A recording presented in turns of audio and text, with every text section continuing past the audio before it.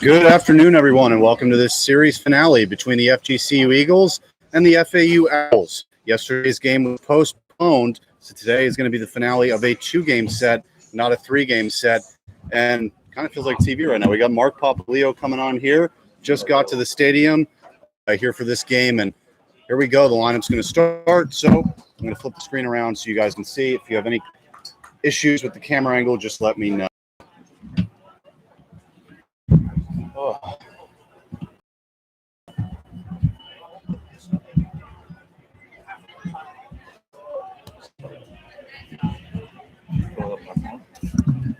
Yeah. Javi Rivera on the mound for FAU. The first pitch is dealt for a strike to Brian Ellis, the left fielder. And we'll give the rest of that FGCU lineup. Batting second and playing shortstop, Richie Garcia. The DH anchor will bat third. Alejandro Figueiredo will clean up and play third as that ball is down low. Batting fifth and playing center field, Mark Coffers. Cam Krasinski batting sixth and playing second base. Batting seventh and playing first base, Kyle Machado. Jacob Lajewski will bat eighth and catch, and batting ninth and playing right field, Ian Farrow. That pitch just a little bit upstairs, 2-1. So FAU lost on Friday night. They got shut out 8-0 after beating Florida on Wednesday 3-2 in extra innings. That ball's out away 2-2. One heck of a fall from grace after beating UF. You know, you come home and you lose 8-0 to Florida Gulf Coast. But sometimes during a season like this, you're gonna have your highs and your lows. Yeah, no, it's important that this team, as this 2-2 comes in, it's grounded to short. Alvarez will charge, throw on to first in time for the first out of the inning. And it's important because as a team, you know, you beat Florida, you're on a high from that, and then you come back home and you're kind of riding that high. It's important to kind of just even it out emotionally and treat every game as if it's the same. Yeah, hopefully they can bounce back today after having a postponement yesterday. And so Javi Rivera was supposed to start in that Saturday game in Fort Myers yesterday, but he's pushed back today. Matt Sparling, the normal Sunday starter, he'll be pushed back. And you got to wonder, maybe does he start that Miami game on Tuesday, because that's FAU's next game on the road. When was our game rescheduled with Florida Gulf Coast? March 30th, I believe. Okay, so March 30th. So, yeah, I would assume he has to pitch on Tuesday. You can't have him sitting too long. Yeah, no, you can't give him off 2 weeks, especially after coming off a performance, 6 innings, 10 strikeouts. You want that guy to be out there. So they count 1-1 to Richie Garcia, hitting .310 on the season with a home run and 7 RBIs. And he takes one just upstairs. He had an RBI single in that Friday night game. Very emotional as he got to first base. And the 2-1 comes in. Skyd drops in the infield. So Shanuel first went after that ball. He backed off. Sam Lowe called him off. Then you had Alvarez and Murray on the left side of the infield trying to get that ball as well. And none of them got it. So it's going to be an infield single.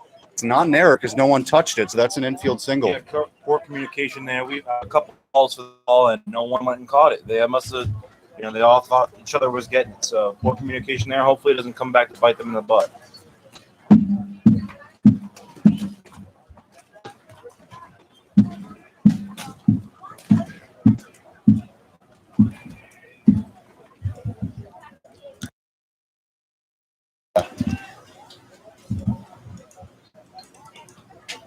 The 1-0 swung on and hit into right field. DeBose, starting for his first game of the year, will get under that one and catch it for the first out. Out number 2. Excuse me, yeah, out number 2.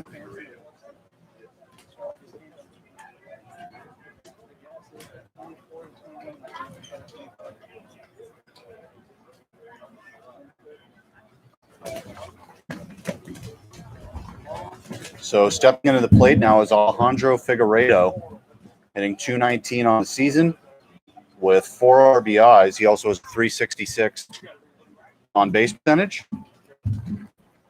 So 2 outs, man on first. Swing and a miss by Figueiredo on 1. You're listening to this FAU Owl Radio broadcast of the series finale between FGCU and FAU. I'm Jacob Brown, joined here with Mark Papaleo. Top of the first inning, 0-0. FAU coming into the game 7-2. Swing and miss. So FAU, if they can win this game, this week you beat Florida, you split versus FGCU, and that committee will also look at it and say, well, in the 3 total games they played FGCU, they won 2 of them. Do you think FAU will bump up from 21?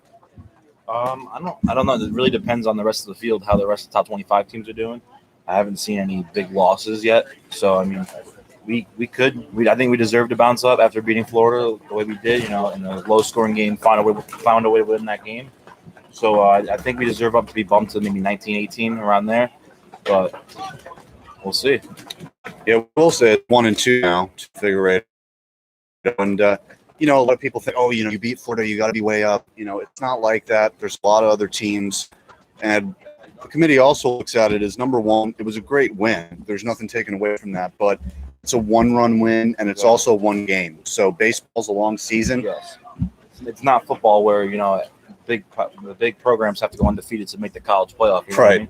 It's top 25. It's a long season.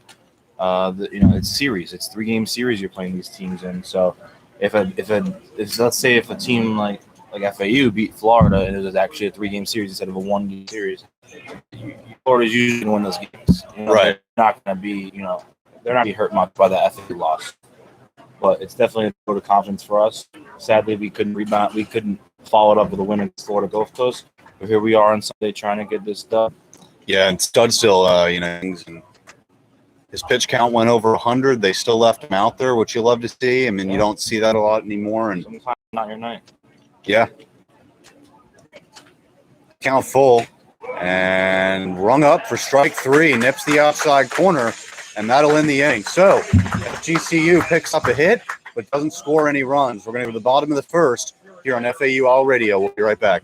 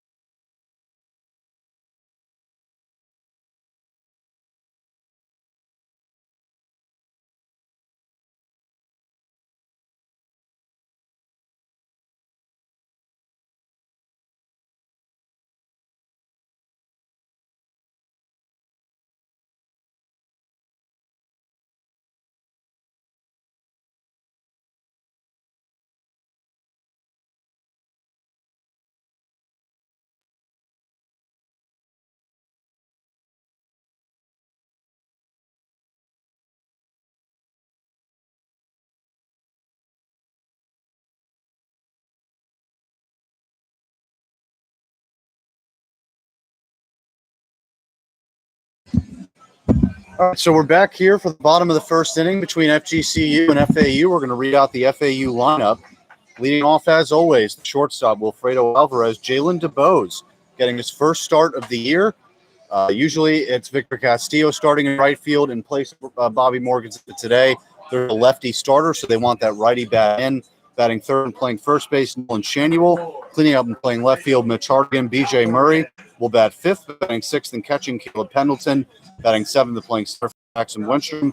The second baseman, Sam Lowe, will bat eighth. And getting his first start of the year, Kay Parker will bat ninth in DH. Jared DeSantolo sitting against the lefty today. Mason Miller on the mound, the freshman southpaw for FGCU, a 5.68 ERA in 6 1/3 innings. So a sample size as he the ball to Alvarez to start off the inning. Alvarez with a huge game against you. He was an automatic hit that day. Yeah, him and Murray at the top. Murray had 3 or 4 hits as well. The 1-0, taken for a strike inside, 1-1. So the umpires today at home plate, it's Arthur Thigpen, first base umpire John Lavin, and the third base umpire John Bennett. FGCU coming in with a record at 7-2 as well. And if they can take 2 here from FAU, maybe they'll be ranked. As Alvarez strikes that one, hits it to right center field. Back going the center fielder Coffers. He looks up, and that ball is gone. Excuse me. So, was it on or did it hit the wall? Hit the wall. Yeah, it hit the wall. So that'll be a double for Alvarez. They put on the home run siren, but that is a double for Wilfredo Alvarez. But that was well struck right there. Very well struck. I thought maybe the wind would take it out of it. It's kind of blowing in a little bit. Yeah. You know, he took that. That was a high fastball away, and he was able to pull that one. Yeah. Very well struck. Not much more you could do with it. No, I mean, he did everything he could with that pitch. As Jalen DeBose steps in here, usually DJ Murray in that 2 spot, but they drop him down to the 5 hole, probably because DeSangelo's out. They want that power in the 5 spot. As DeBose steps in here, he takes a strike. So very small sample size for him. He's only had 6 at-bats, 167 average in those ABs. And this is his first start, a good chance for him. He's got a great swing. Quick to the plate. Excuse me, not quick to the plate, but quick swing. And a lot of power as well. He was the number 11 recruit for outfielders in Florida. As the 0-1 comes in, he'll foul that one off on the ground to the first base side. And if you're this FAU lineup, what would you be doing here against a freshman? I don't know. I think you got to – I mean, they've been making pitchers pitch all year long. They're not swinging at low pitches low in the strike zone. They're making them work, so I think you stick with that formula today. They've sometimes taken pitches to a fault. You know, they're taking a lot of 2-strike pitches, and they've ended up striking out looking a lot of the time this year. So again, stay away from those bad pitches, but maybe get that bat off your shoulder. No, that's a great point. I mean, we were talking about that on Friday when this FAU got shut out, and when they're down 8 runs, some of these guys were still looking at pitches, and you're like, well, you kind of have to be more aggressive, especially when you're down 8 runs. It's great to have an approach, but you have to adjust sometimes too.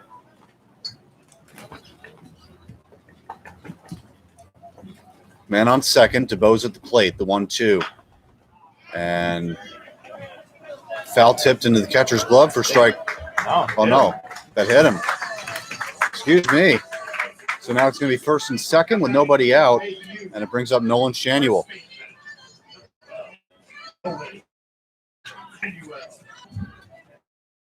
So FAU only had 2 hits on Friday night, and if you had to guess 2 guys that had a hit, I'm sure you would have guessed Nolan Shanuel. He had a hit on Friday night. He's hitting .359, leading the team in RBIs with 15. He's also got 3 bombs with a .435 on base.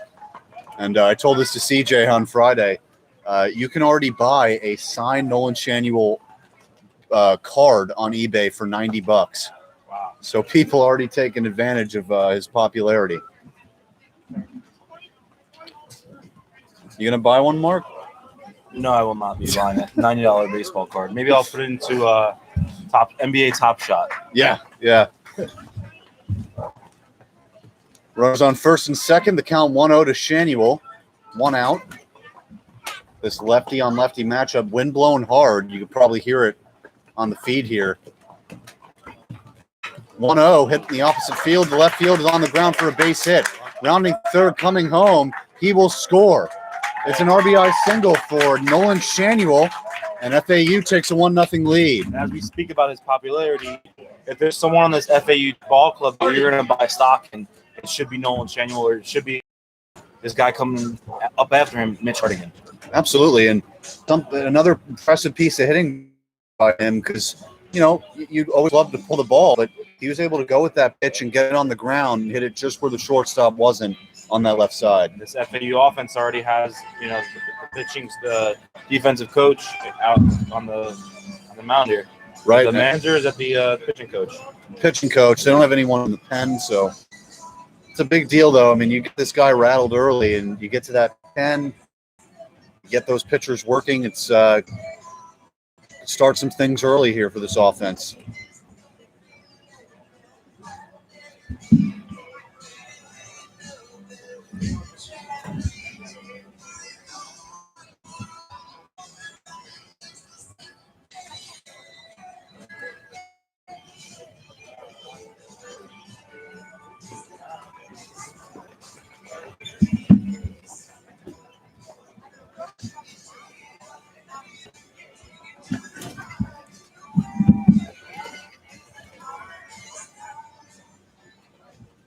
So Mitch Hardigan steps in here, the cleanup hitter, with runners on first and second, nobody out. He's hitting .389 with a home and 10 RBIs, 400 on base. He can do everything for you. Bobby Morganson still remains out of the lineup with a lower leg contusion, and he's been out since last week. Hardigan also a very clutch batter, as we saw against Florida on Tuesday. Yeah, he had a big RBI in that 10th inning. Yeah, 10th inning. Yeah, the RBI and go ahead single to win the game. And with him, I think it's that calm approach. You know, he's not ever trying to hit that ball in the ballpark. He's just trying to, you know, get the best he can out of every pitch. The 1-0. Taken inside, 2-0. Close pitch there. Could have been called either way.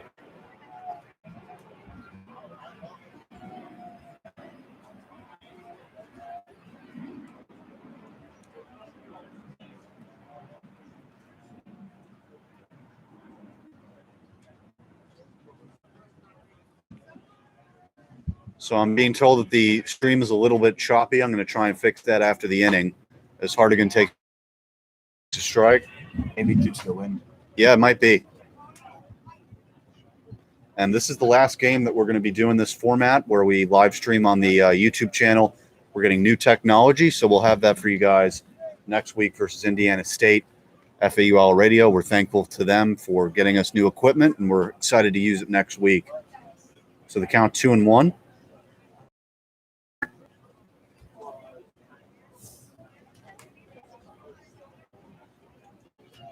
Shanuel on first base, DeBose on second. Hardigan at the plate against the lefty Miller. The pitch, way high, 3-1. And the FAU dugout, very vocal so far. And we were even talking about that, I think 2 weeks ago, how UCF. Right, like they were chirping and FAU was kind of silent. Today it's the opposite. All about that confidence. 3-1 ball four. Once you win ball games, big ball games, you know, you're streaking a little bit. You're more comfortable. You're willing to actually open your mouth. Yeah, they have a right to. So BJ Murray hitting fifth today, and this is not a demotion in any way. They're moving him to better optimize the offensive production for the lineup today. He's hitting .308 with 2 home runs, 9 RBIs, and a .426 on base percentage. The switch hitter hitting righty against the lefty pitcher. And it looks like it's working because his first at bat of the ball game, bases juiced, no outs, and run already in. And what you see right now from the lefty Miller is it's kind of falling off the plate. His body's going one way. The arm is kind of flying open on those balls, and he does it again. And you know, he's got to kind of get more straight to the plate, if you will. Maybe a quick outing for Miller today. We'll see, as there's already movement in that FGCU bullpen. Bases juice, nobody out. Hardigan on first, Shanuel on second, DeBose on third, Murray at the plate. Miller on the mound, the 2-0. In there for a strike. And you could even tell the mechanical difference there. Yeah. They look way more comfortable in that pitch. Again, Miller with a 5.68 ERA. That obviously went up a little bit with the run scored. 0-1 is high again. And he's kind of just going straight fastball here, not really mixing in many breaking pitches. Well, he's trying to find his zone again, so I mean, he's going to keep throwing that fastball. The pitch he's probably most confident in to get back into that rhythm. Yeah, that pitcher needs to close his front side. Outside again. And that's ball four. So an RBI walk for BJ Murray. DeBose scores, and that makes it 2-0. And who's coming up? Oh, boy, Caleb Pendleton with the base load. Caleb Pendleton's first 2 at-bats, first 2 grand slams of his career. We might have to get another one right here. That would be pretty special if it happens, as the I don't know if he's being pulled here, but we'll see. Hit the road, Miller. And, yep, they're pulling him. So someone's running in from the bullpen. We're going to take a quick break here as he throws his up pitches, and we're going to try and fix this stream for you guys. We'll be right back.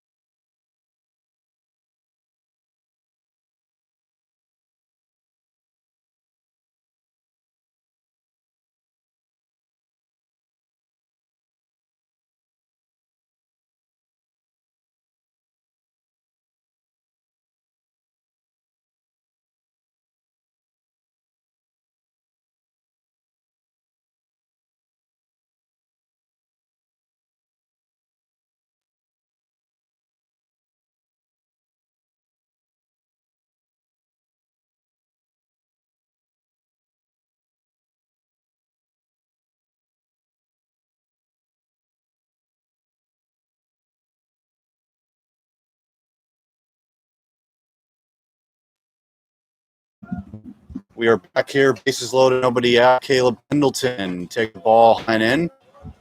Number 22 pitcher comes in, Tyler Shuck. He also pitched on Friday.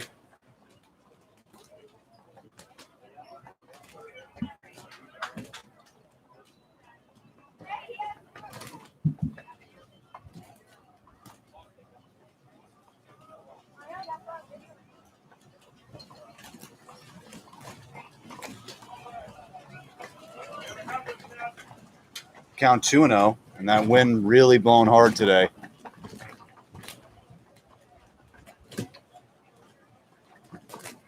So Pendleton hitting .214 with obviously 2 homers and 8 RBIs. We know where that came from, and .353 on base.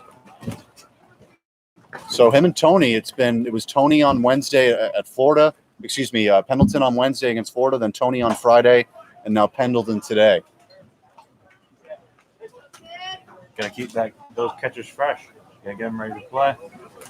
They're seeing who they feel like could do more damage, and who could do more damage and who could probably catch better. Because we've seen Tony have his troubles behind the plate of keeping balls in front of him. Maybe Pendleton brings that to the plate, and he could also hit for power.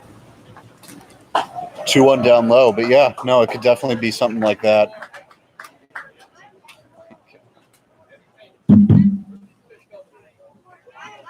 But I will say Tony did a tremendous job defensively on Friday, stopped a lot of good balls, and I'm sure that's something he's working on. Good.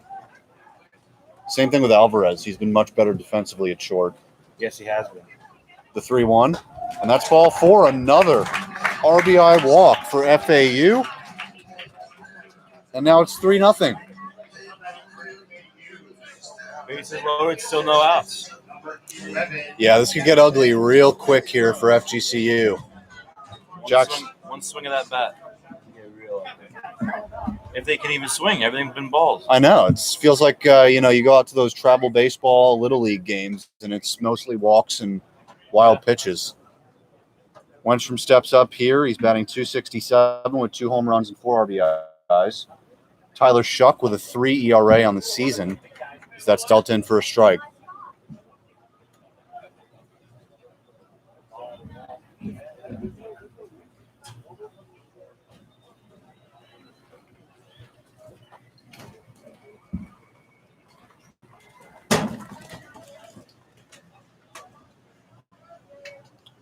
And Wenstrom, man, defensively he is tremendous. Count 1-1, and made that diving catch Wednesday. He made 2 or 3 really amazing catches on Friday night, and he brings it for you at the plate. About 267, not too bad. And that on base, 100 points, 110 points more. Yep.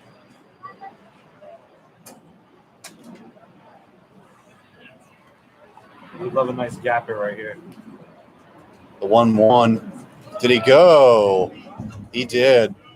Check swing called a strike on a breaking pitch down low, so the count 1-2. Florida Gold Coast a strike away from getting their first out of the day. Man, when you put it like that, it sounds a lot worse. Yeah. We got a mascot coming over there. What is that?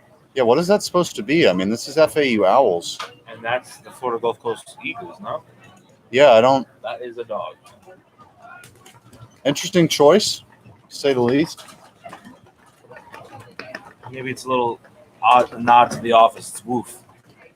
It's Brian's Woof. It could be. Could also be a promotional thing. Who knows? Got a company out here. Most likely. The 1-2 from Shuck. That's outside.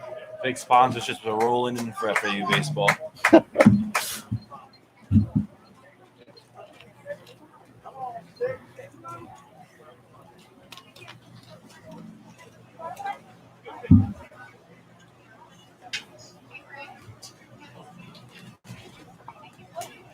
Two and two, bases loaded. Jackson Wenstrom at the plate.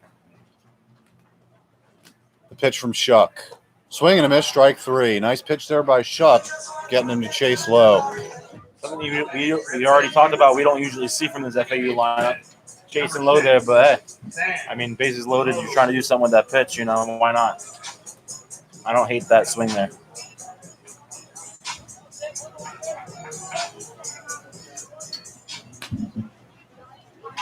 Sam Lowe steps up to the plate, second baseman, hitting .267 with an RBI, .421 on base percentage. First pitch to him is a curveball, just inside.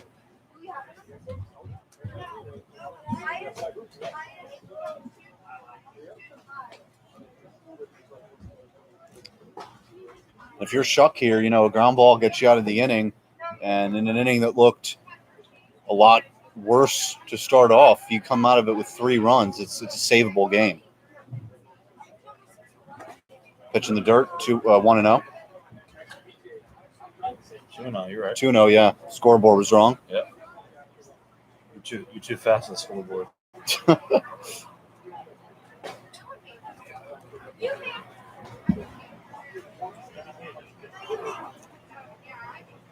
Pat crowd here for FAU today. Yeah, it's another sellout, man. Yeah. Taken for a strike, 2-1.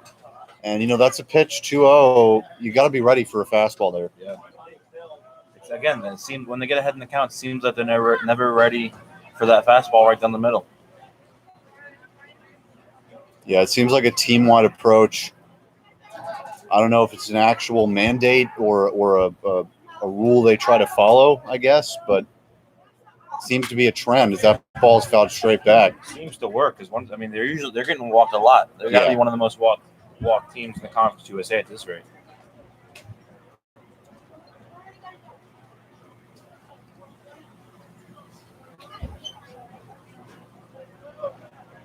Two and two, one out. Bottom of the first, 3-0 FAU.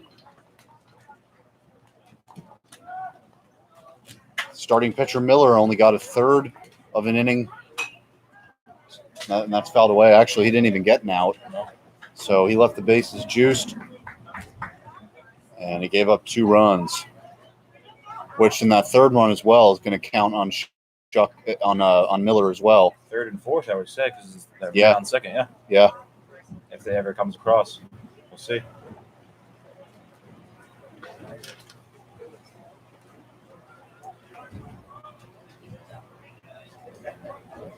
And the 2-2. Nice take there. Very close pitch. I thought more outside than it was, but it looked pretty close in my eye. Yeah, no, it was a borderline pitch. Good take, though. Great take.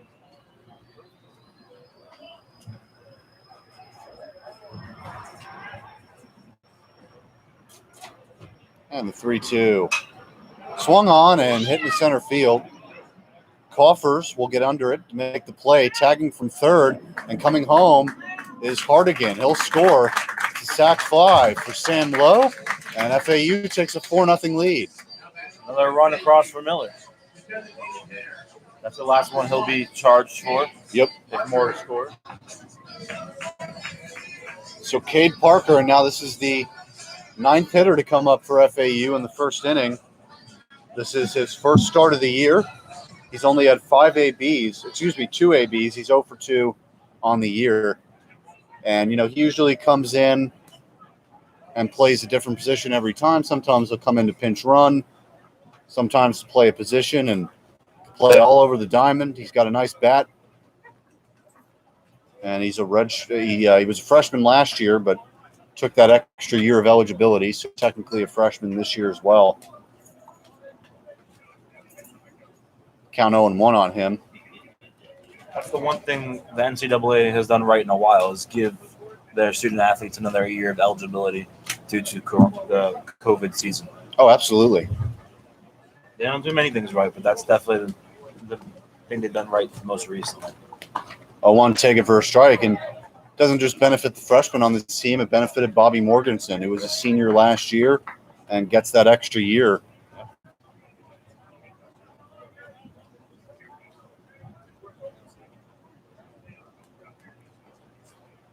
But, guys like Francisco Urbaez, he was ready to go to the big leagues, and now he's in that Cincinnati Reds organization. The 0-2, low and away on the breaking pitch.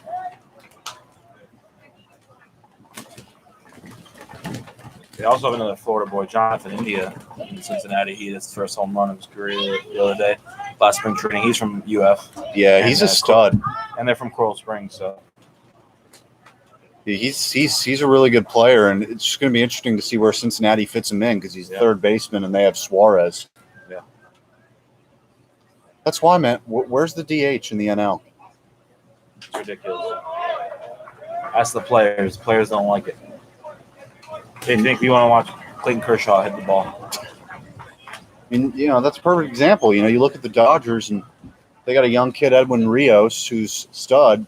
He's got to sit on the bench because Dustin Turner and Rios is bumped out of that lineup. Yeah, sit on the bench to watch Trevor Bauer hit the ball. Ridiculous.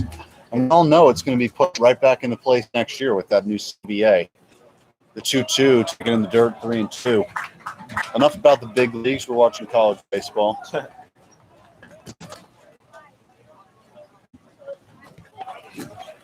Wind again and shaking our tent. Cade Parker, full count, looking to draw another walk.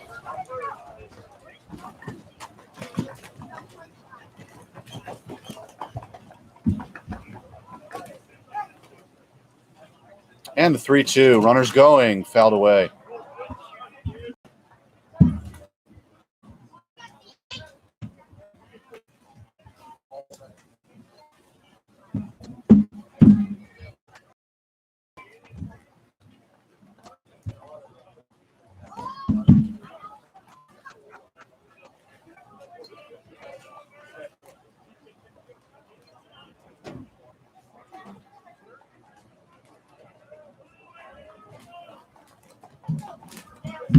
And the full count pitch on the way.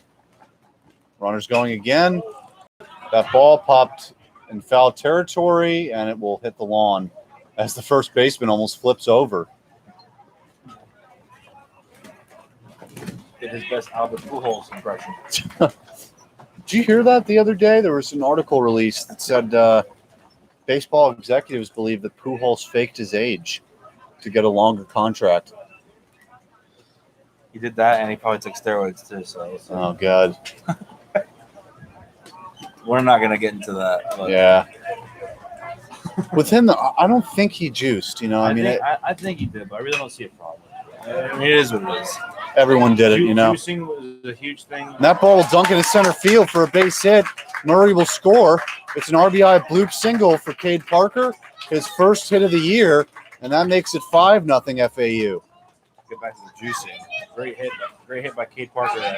But you know, juicing really saved Major League Baseball at that point. Mark McGwire and Barry Bonds and Sammy Sosa, them hitting home runs like that and making you watch. You couldn't take your eyes off baseball games on Wednesday night. The Cardinals were in Pittsburgh, and you can't take your eyes off the game because Mark McGwire was looking for another home run. Right. So I mean, it kind of brought great attention to the game, and you know, and made games more exciting. I'm not saying everyone should be on steroids. I don't think it should be allowed, but I don't think it should be that big of a deal to absolutely not allowing someone to a Hall of Fame.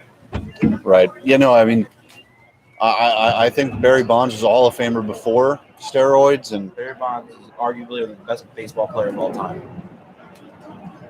Not my list, but right. I mean, he's not my top, but he is up there in that conversation. Juiced or not. Yeah, it's tough not to recognize that.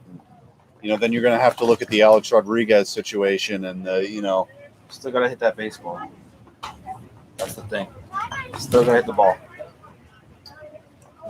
Count now 2-0. Runners on the corners. We're here in the bottom of the first. 5-0 Owls. They only have 3 hits to get them there. Alvarez up for his second at-bat of the inning. The count 2-0 on him. This might be a long game, Mark. Yeah, maybe. 2-0, grounded. And that's a base hit. Gets past the first baseman, Machado. Scoring is Pendleton. Parker to third base. It's an RBI single for Wilfredo Alvarez, his second hit of the inning. And it's 6-0. Great hit. 6 RBI of the year. So it's going to be a long day, it seems like, for the Florida Gulf Coast. Yeah. And see, this is a game, if it stays relatively similar, that now the committee looks at it and they say, well, Friday night was just a bit of a dud. Yep. That Florida Gators hangover. Right. And also, a point we didn't even bring up during that game, FGCU was off for a full week, and FAU only had a day off. So that's a big factor as well.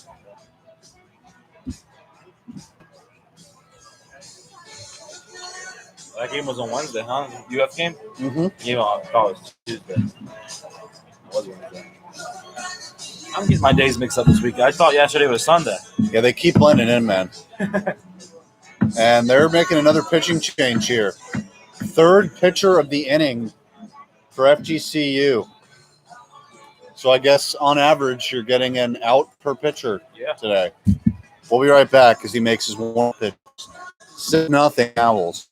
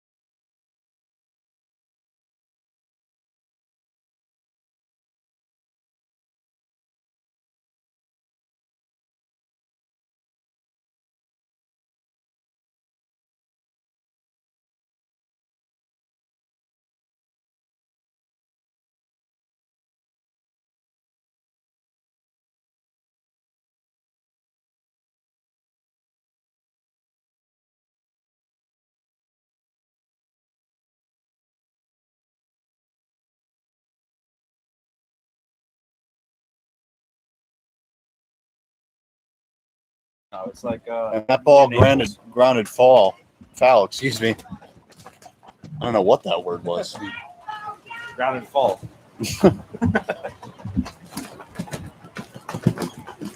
Speaking of fall, this tent might fall. Yeah, The really. wind is coming in hot.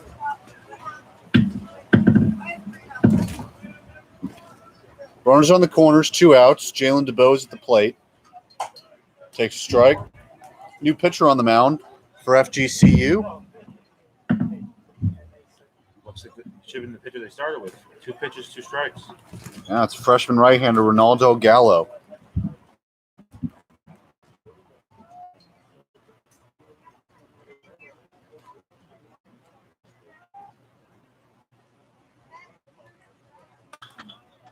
Hard hit. Right over that right field fan ball.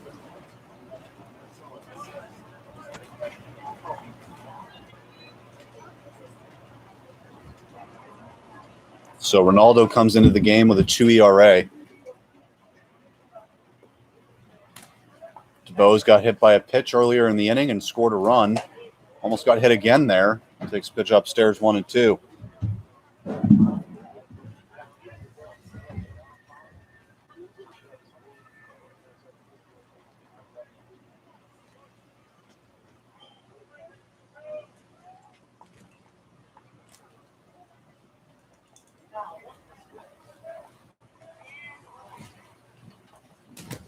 And that 1-2, nasty breaking pitch there. Gets DeBose to swing and miss. So, a lot happened this inning for FAU. Nolan Shanuel had an RBI single. BJ Murray and Caleb Pendleton had RBI walks. Then Sam Lowe had a sac fly. Cade Parker had the bloop RBI single. And then Wilfredo Alvarez had an RBI single. Those are the 6 runs. We're going to go to the second inning. You're listening to FAU Owl Radio. I'm Jacob Brown. This is Mark Papaleo. We'll be right back.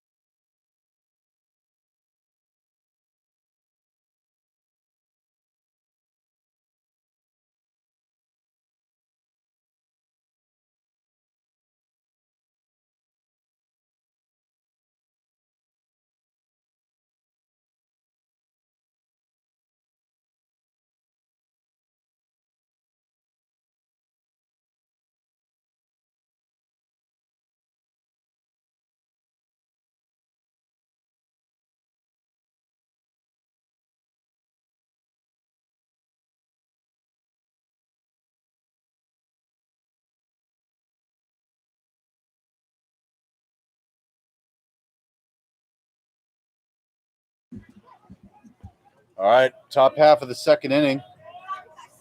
And this will be interesting because Javi Rivera in that Seton Hall series, or was that UCF? I forget which one, but I think it was Seton Hall when they were up by a lot and they came back. yeah, no, and he had that long layoff and, he lost his control, but looking good there. A short pop-up to the third baseman Murray for the first out of the second inning.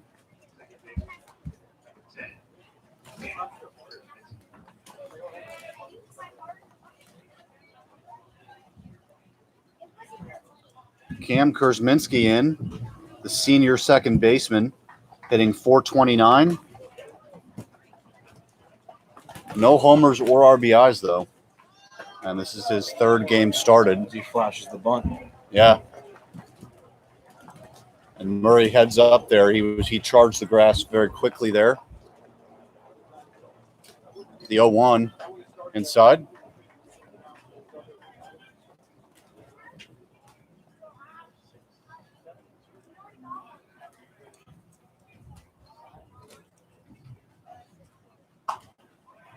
Outside again.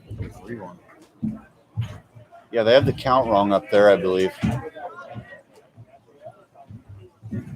2-1. I don't know how hard it is to do the scoreboard. They've messed up a few times. The 2-1. That's inside for a strike.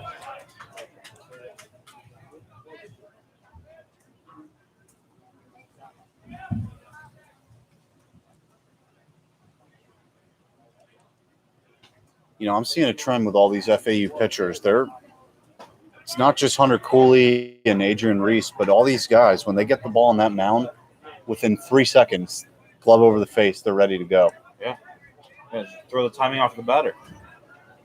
Not let him get comfortable in that batter's box. It's really a big. We saw that against UF. It was Cooley, right? Yeah. Cooley just threw that ball right as fast as he could. He got it. It was gone already. So you keep these batters off balance, and you're going to get them out. Yeah, I mean, you don't give them the time to think about, okay, the first pitch was inside, second pitch was outside. Now they're just like, oh, what's coming next? What's coming next? What's coming next? And they feel like they got to keep up. Yep. The 3-2, foul straight back. Major League Baseball should get something from these pitchers. And, I hope it's a trend with this next generation. Maybe they get used to pitching like this here, and they go to the big leagues. And no more 2 minutes between pitches. I mean, those Yankees-Red Sox games, they get long just based off of that. 3-2, grounded. Murray with a nice stab over his head. Throw to first, and that's offline.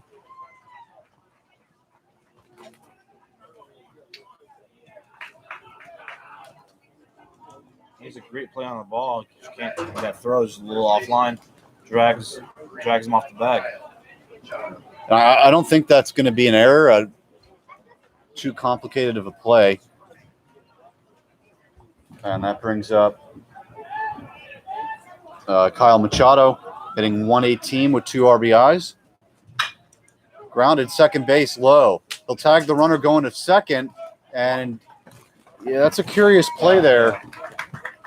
And you can break that one down. Yeah, I don't know. I think he had enough time for that flip to second, and he would have got both of them without tagging the runner. But I felt like maybe he was on the run if he could stop him. That was great by the first base, the guy on first base to slow down and actually work his way back to make him be safe at first.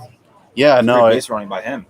No, I agree with you. I mean, you could have very easily flipped to second and then throw to first, but he must have thought, let me get that quick tag. But heads up play by the base runner. Oh, absolutely. That ball high and away to Jacob Lejewski. He homered on Friday night. 2 homers and 4 RBIs on the season, hitting .241. And Rivera's ERA down to 11.17. And quick throws to first. And almost got him. Wow, what a heads-up play by Pendleton there. That snap throw. We've seen FAU's offense give them a lot of run support in that first inning, 6 runs, but we've already seen 3, should have been outs by this FAU defense. They squandered, so we'll see. Hopefully they can just get out of these innings. The 2-0 and a strike. That was high heat right there.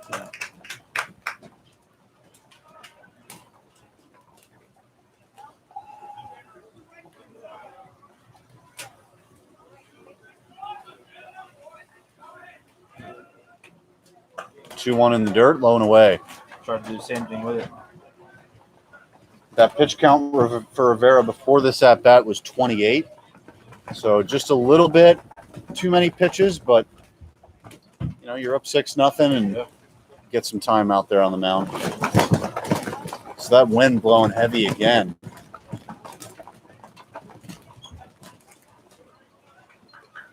Luckily, it's not blowing our papers away this week. I know. 3-1, right down the middle for a strike. And on 3-1, down by 6, you got to be swinging. Yeah. Especially when the ball's right that much in the strike zone. Yeah.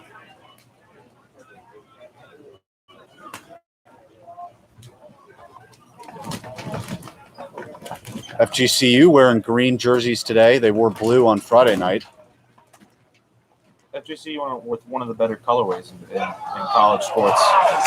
And wow, that pitch taken inside, and they had a problem with that one. Listen, this umpire is not going to reward you for taking pitches, especially when you're down 6-0. You got to make your own luck. Absolutely. So it's the end of 2 innings. Ending in a half. We'll be back for the bottom half of the second inning in just a few minutes.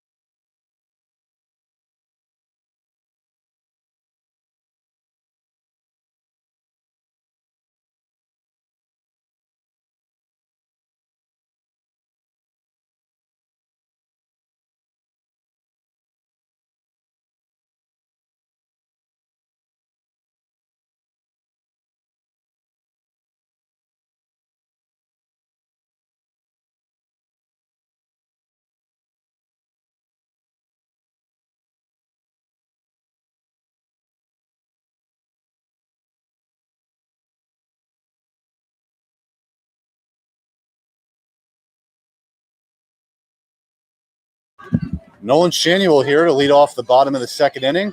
An RBI single way back in the first inning.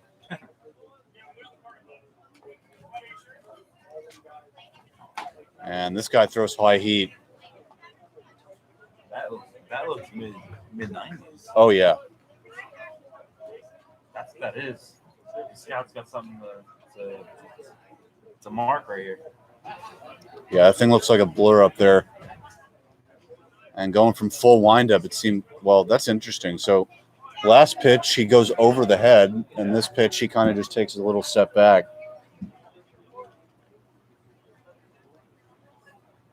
Maybe a little hint to his pitch.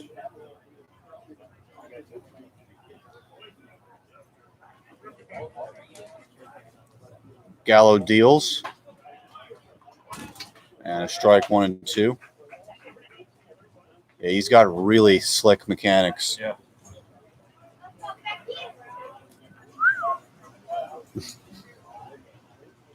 Count 1 and 2. Another CNO for us.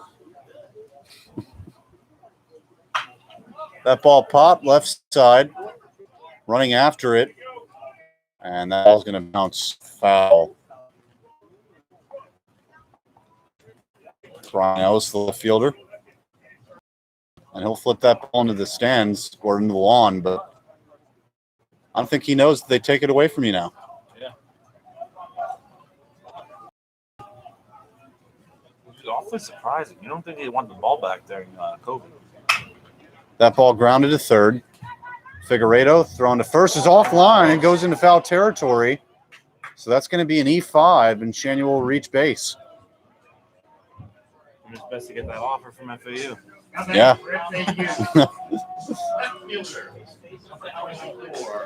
that wasn't online at any point in that throw. That was wide from the point he left his hand. That was a little Miguel Andujar-ish. Oh. We started.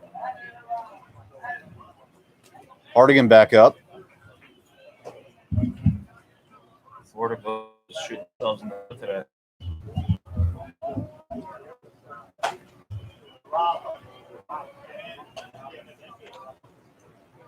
Hardigan walked in his first at-bat. And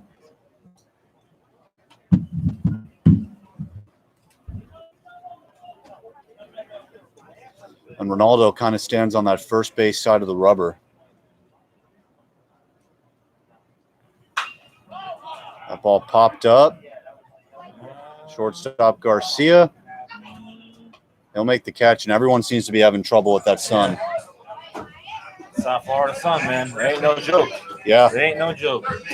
I mean, hey, I was watching a spring training game. I think you were watching, too, that playing center field in Clearwater, and center fielder for the Phillies couldn't see it. Or was that us? Someone couldn't see it. I think Clint Frazier did it, too. Yeah. He was on the left side, so yeah. You're talking about the Phillies.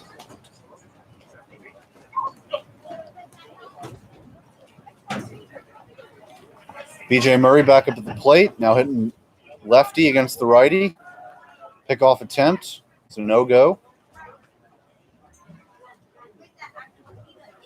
1 out, bottom of the second, 6-0 Owls over the Eagles.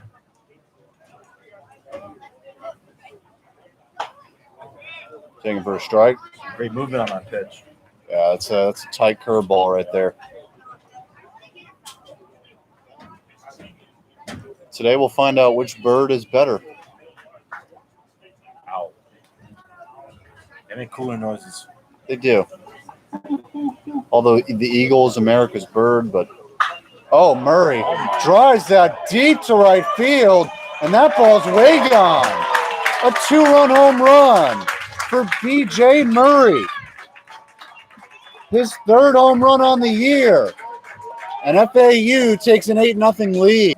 That looked like an Aaron Hicks to the sticks kind of home run. Oh, yeah. No doubt it. That ball was over the palm tree behind the bullpen. Insane. I mean, I wish we had the dimensions here. We could figure it out. Yeah. That was a bomb. Longest I've seen this year. Yeah, that was the biggest no-doubter I've seen us hit. And that was very Aaron Hicksy. Yeah. He kind of stands like him at the plate.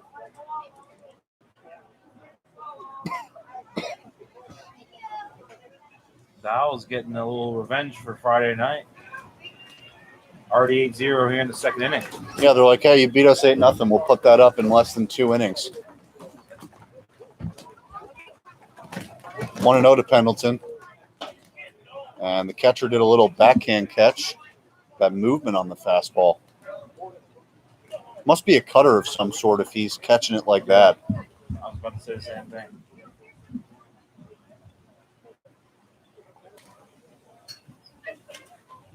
Two-0 to Pendleton. Foul back, and that hits the top of the press box.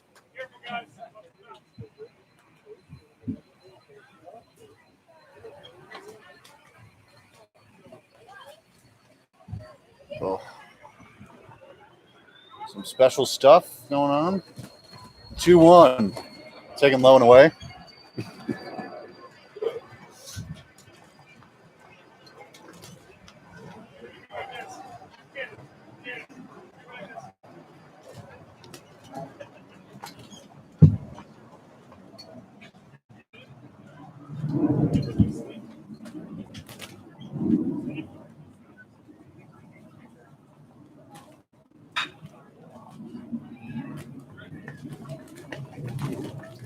Foul ball almost takes off the third base coach's head.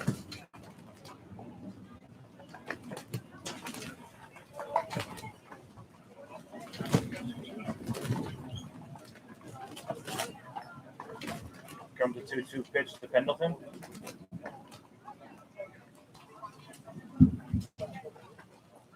Full count, grounded. Third baseman Figueroa. We'll see if he can get it this time. Picked it first, and he can't get the pick. Is that a full count? I can't see that. Yeah, it's a full count. To me, I need some glasses. Man, this is a beatdown. Florida Gulf Coast is shooting themselves in the foot, doing themselves no favors. That is 2 ground balls that should have been 2 outs this inning. Instead, turned into a 2-run shot, and now possibly another one. Well, I mean, Wenstrom can hit it just as far as Murray can. I mean, maybe not that far. That was an absolute nuke shot. Outside. A napkin on the loose and a trash bag. Shocked they didn't call time. Can't have that on the field like that. I wouldn't talk. Don't talk about Florida Gulf Coast like that, man. Come on. 1-0 foul back.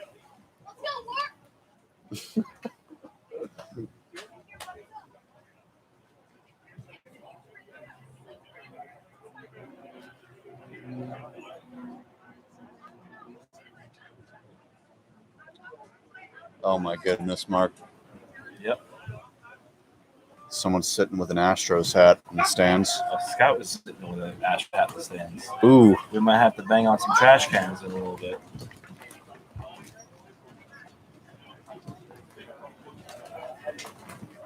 Man, it must be so hard to be an Astros employee. Takes a strike. But having said that, they'll cash their checks and be quite happy. It ain't his fault they were cheating. Yeah. Regardless, I mean, the Astro scouting department did a phenomenal job getting all those players. Even though they were doing what they were doing, they're still incredibly talented individuals.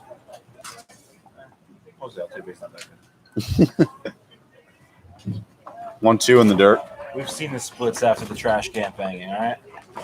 Yeah, I mean, I'm with you on Altuve. Although, you know, playoffs come around, he starts hitting again. We'll see. Springer in Toronto now. Talent, just messing around. But Springer's a big part of that. Carlos Correa, also a good talent. Annoying player, though. 2-2 swung on and missed. Second out of the inning. For FAU. Second baseman, number 6, Dan Lowe.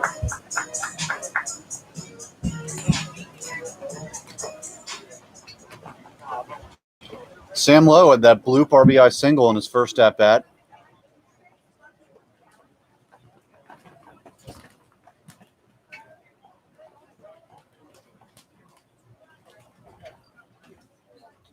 And the pitch. Strike one, a little bit high, but a strike.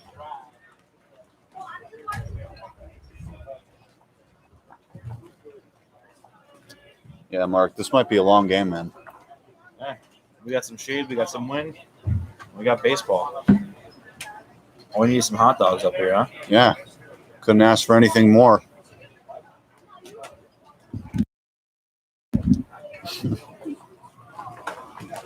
And that beautiful breaking pitch taken for a strike.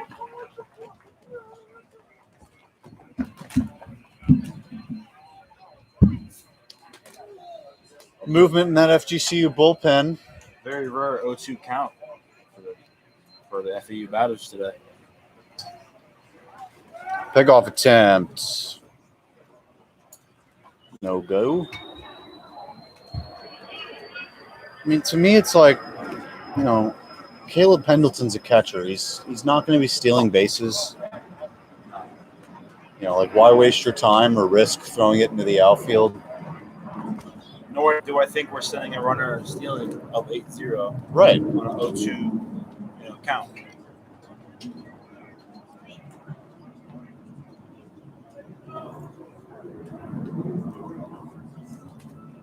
The 1-2. And that ball is struck into left center field for a base hit. Rounding second and going to third. And Parker. Pendleton goes to third, so yeah. First at bat, 3-2 count, gets a base hit. Oh, no, that's Sam Lowe. That's Sam Lowe? Yeah. Oh, sorry. Now we have. But he's 2 for 2 now. Here comes Kate Parker. Number 1. The, Same stature. I got confused. yeah, they are very similar body types.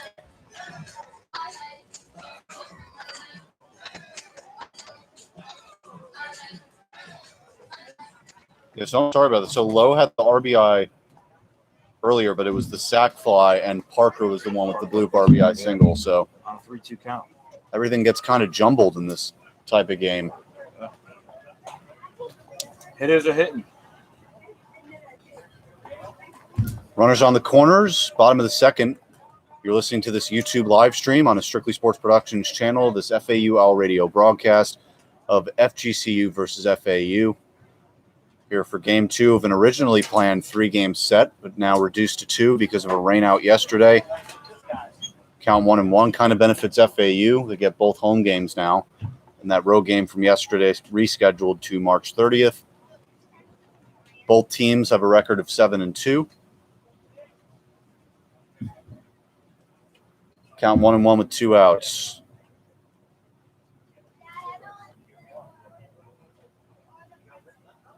In the dirt.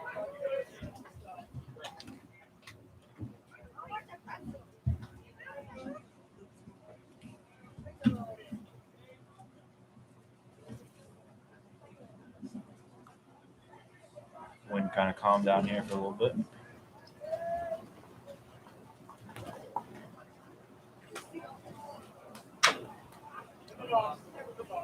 And that ball is fouled away.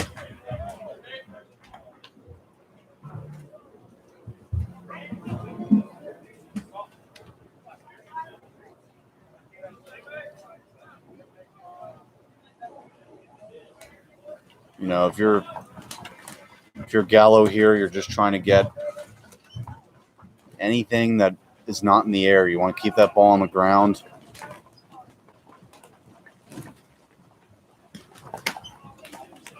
Two. And that ball is hit to center field. Coffers running back into left center, and he makes the catch. And that'll end the inning. So FAU puts up another 2 on a 2-run bomb off the bat of BJ Murray. And we're going to go to the 3rd inning. And is that Matt Sparling coming out to pitch? Yeah. So Matt Sparling, who pitched last week, 6 innings, 10 strikeouts, he's coming in here for Javi Rivera. And I don't know why. Maybe it's because Sparling was originally supposed to pitch today, Rivera yesterday, and they just wanted to get both of them work. So we'll be right back for the top half of the third here on FAUL Radio on YouTube. We'll be right back.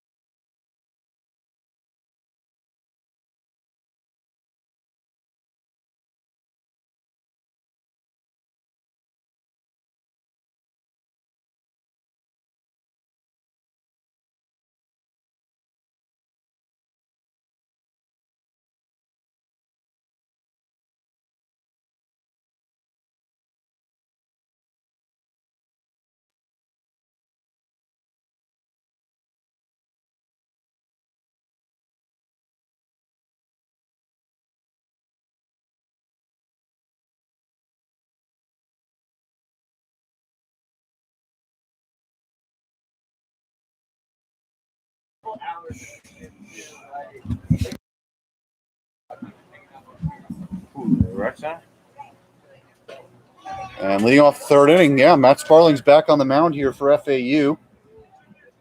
He has a 3.27 ERA. Pitched a gem last week. And Javier Rivera, we don't know why he was removed. Again, kind of just speculating. He was supposed to start yesterday. You wanted to just get him a little bit of work today so that he's not off for 2 weeks. And Sparling, the planned starter for today. And think about it. You get 2 innings off the bat that are scoreless. And now if you have Sparling to go for 6, that's 8 innings covered. Yeah. I would have liked to see a little split a game. You know what I mean? Yeah, me too. 4 innings, maybe like that. 8 innings of work out of both the starters. And the 1-2, the curveball from Sparling locks him up. Sparling starting off where he left off last week against Seton Hall. First batter, first strikeout. Brian Ellis in. It was Ian Farrow who just struck out, the right fielder. So Brian Ellis is 0 for 1.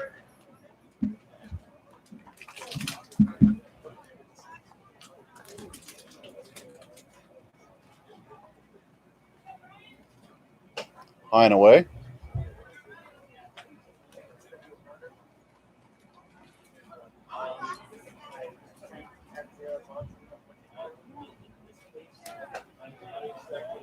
Two 0.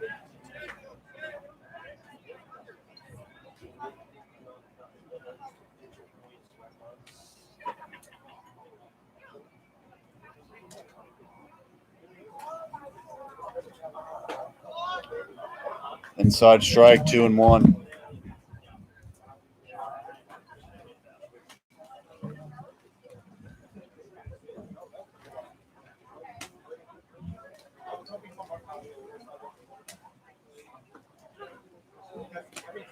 Curveball low and away.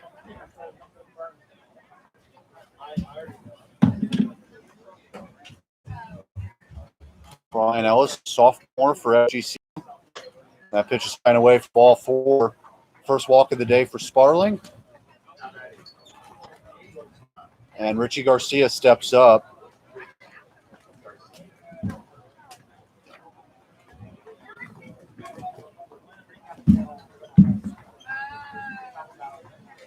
Garcia 1 for 1. Now hitting .333, and he's impressed me. He's had some really good at-bats, hits the ball hard.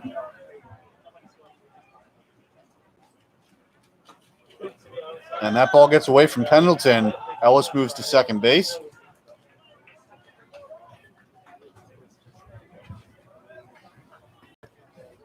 That's just a pitch where you hold the curveball a little bit too tight and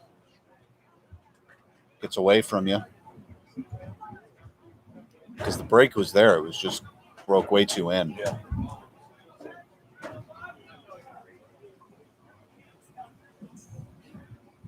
Count 1-0.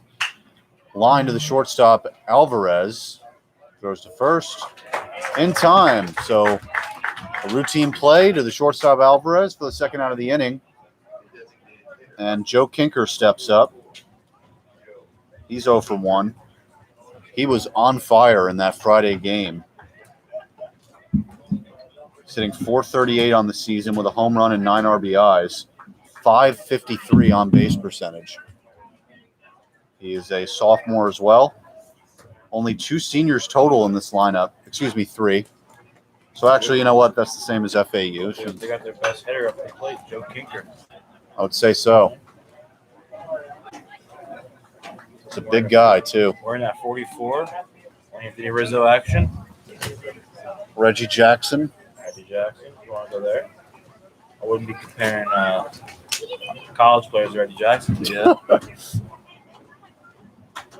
That's a strike. He's got the numbers, Oh, though. ball, excuse me. Yeah, but you know what? I don't know if you knew this, but Anthony Rizzo's brother came to FAU, played football. Yeah. Anthony Rizzo's a customer of mine at my restaurant. Wow. Yeah. Small world, man. Delivered to his family all the time.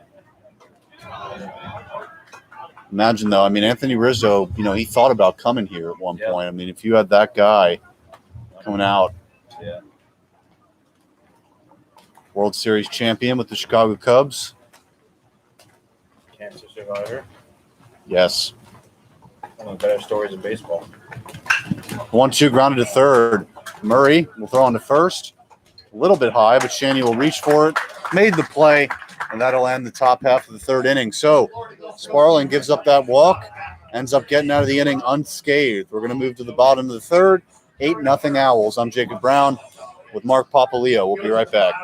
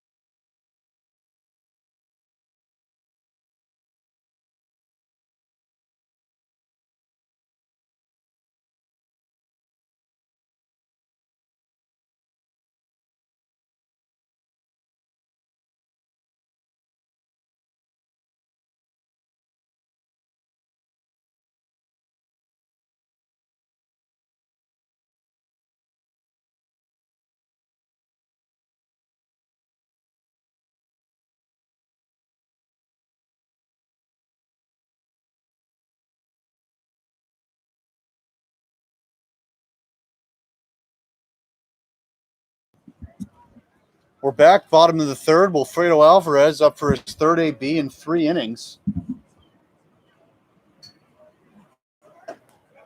And a ball. Wilfredo probably going to go up at least 8 times this game at this rate.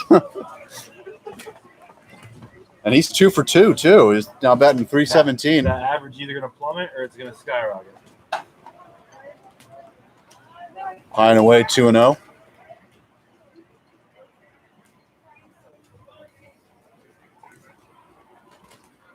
And Mark and I were just talking about the MCU between breaks, and there's a huge MCU fan on this team.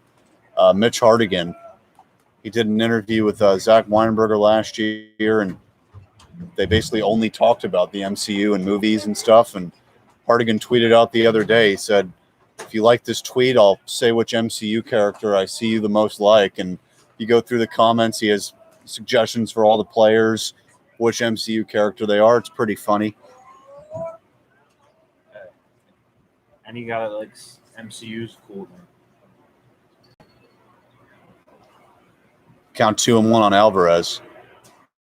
3-1. If you can keep up with all those MCU movies and still play at a high level like he's playing, nothing much you can't do. Heck yeah.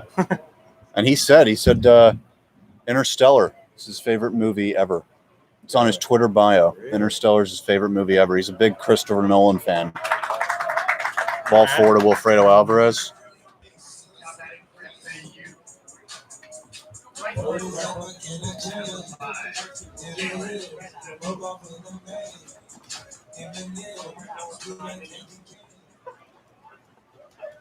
Jalen DeBoe's up for his third at-bat now. He's 0 for 1. He scored a run and also got hit by a pitch.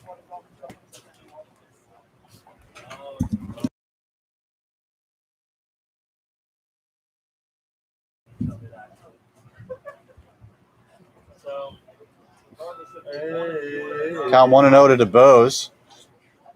Runner on first. Nobody out.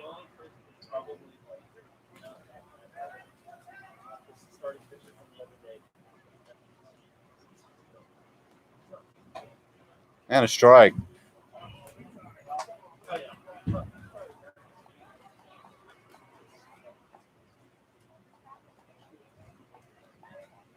The starting pitcher from the other day is probably one of the 3 pitchers they used in the first inning. I would think so. 1-1. DeBoe's lines that for a base hit to left field. Rounding second, going to third is Alvarez. DeBoe's with that speed going to second.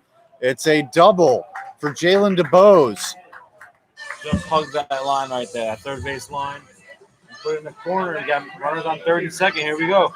And that's a big hit for a guy like that, a guy who getting a rare start. And, you know, on a day where an offense is scoring 8 runs, you want to pitch in, and he gets a hit there. Deja vu for this Florida Gulf Coast pitching staff. And Shanuel up to the plate. And by the way, I was listening to the ESPN game. They were saying Shanuel. Yeah. The PA announcer here says Shanuel. I'm just going to stick with Shanuel, I man. have to get him in the pod to confirm that. I'll have to hit him up. Don't they have the little pronunciation things on the website? Yeah, they guys. I will have to check that out. I know they have it for basketball.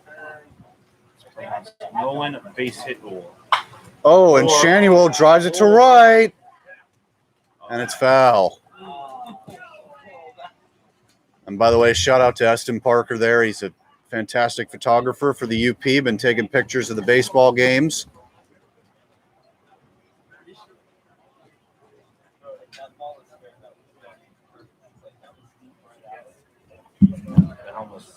That almost snuck out there. 1-1 inside. Shanuel ducks back, or backs away, I should say.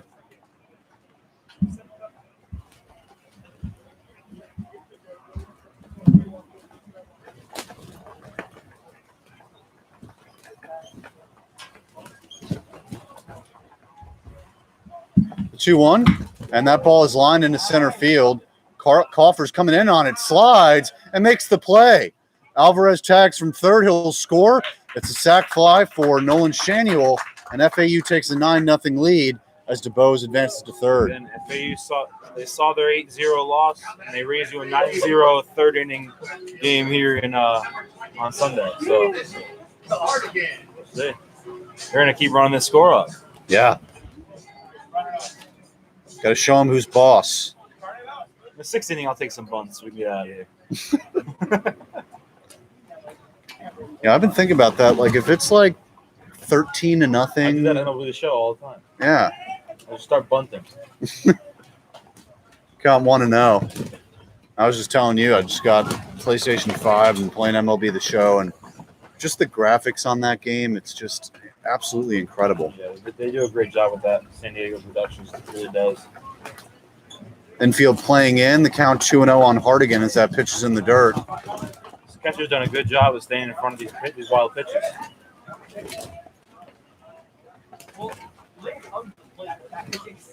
And this too, I mean, this guy throws hard, you know, and FAU, they've hit every pitcher that FGCU's thrown out there. So this isn't just one guy. No. Sounds like their problem, though. 2-0 is a strike.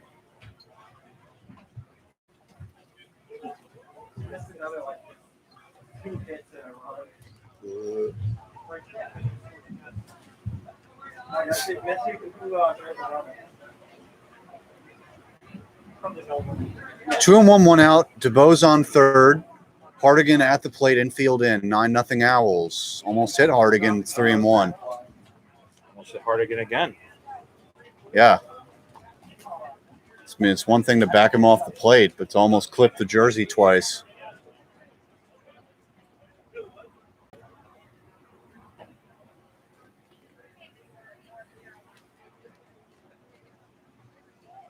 Three one. That's ball four.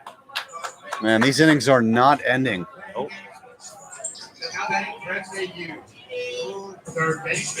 I mean, we might be able to get some at bats by the time this game's over. Yeah, man. I want a shot. Yeah. I can stand in there and take four balls. Yeah, I'll be like, you know, a solid 5 seconds late on a heater, but it's fine. You don't got to swing. 4 balls. Just stand there. infield backs up now that there's double play possibility, and Murray takes a ball. That absolute bomb. We'll say, ooh, let's do it again. Hope so.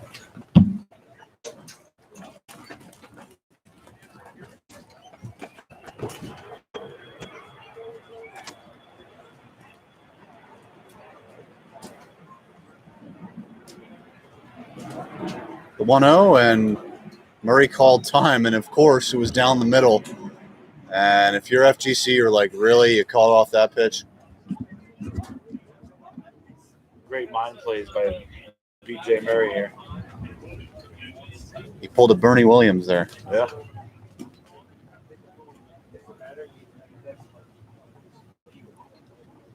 The 1-0.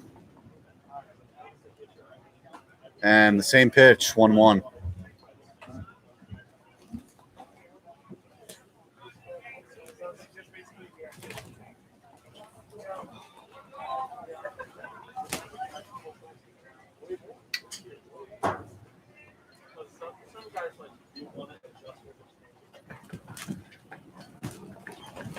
The 1-1. Murray fouls it away.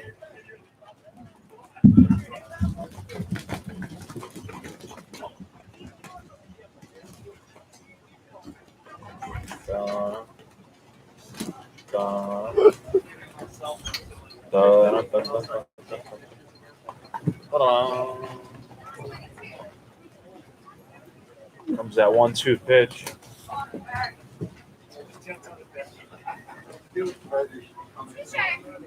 Sometime today. And a foul ball again.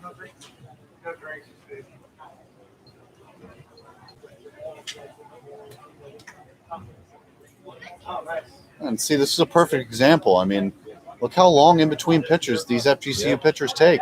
Yeah. Maybe that's the issue. Although you gotta give this guy credit, he came out here, you know, well, he wasn't given much to work with. So I mean, he's done really all he could. Yeah, no, you got to credit this guy. Lasted longer than anyone else. True. And what's really interesting too is every pitcher this series, and you see him right now, he's just staring at that dugout. Yeah.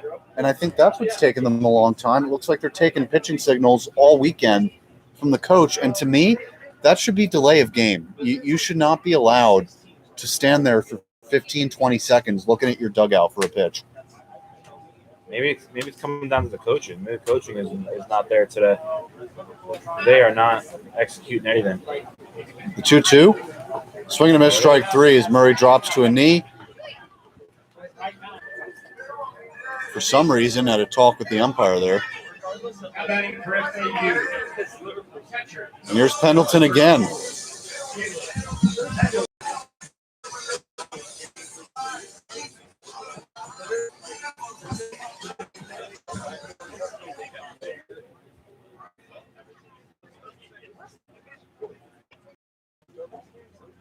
Not a grand slam situation for Pendleton, but an RBI situation nonetheless. Liverpool just had injuries. That's what's good. I am missing one guy.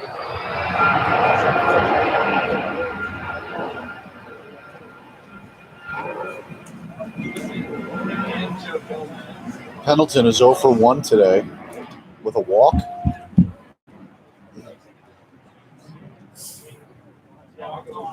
And the 0-1. Swing and a miss. Nice pitch. It goes back to that same pitch. I think that was the first. That was the same pitch as the first one. Yeah. Same location too. I think he's coming right at him with that fastball right here.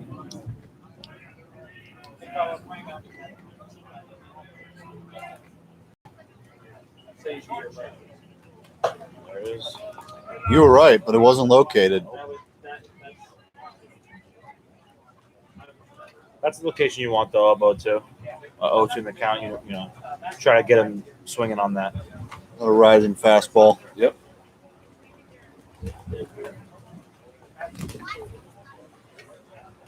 Helicopters, planes, trains, automobiles, we got everything here in Boca.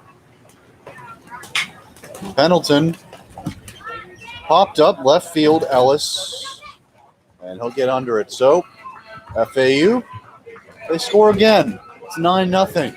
We'll be back for the fourth.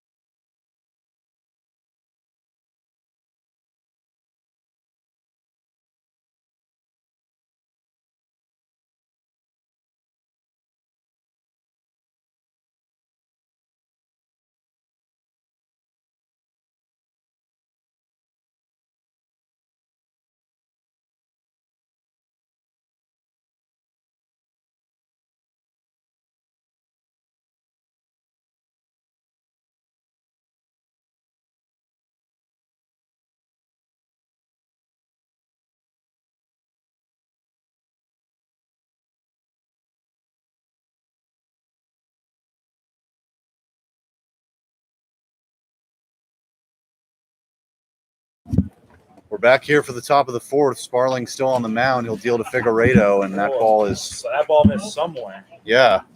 I don't know where that ball missed, but the umpire said it did. Figueredo 0 for 1 with a K.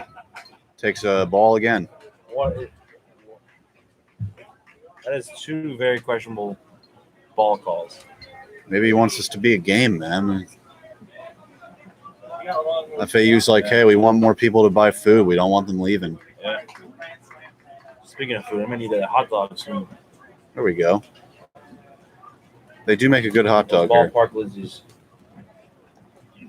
The 2-1. Grounded, second baseman low. And that'll be an easy play. He'll throw it to first for the first out.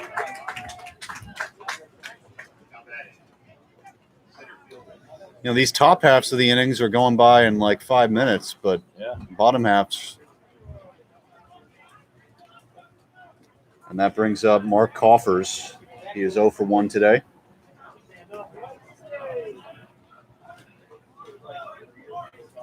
Steps in that box, and that pitch is ready to go already. Night and day looking at these two ball clubs.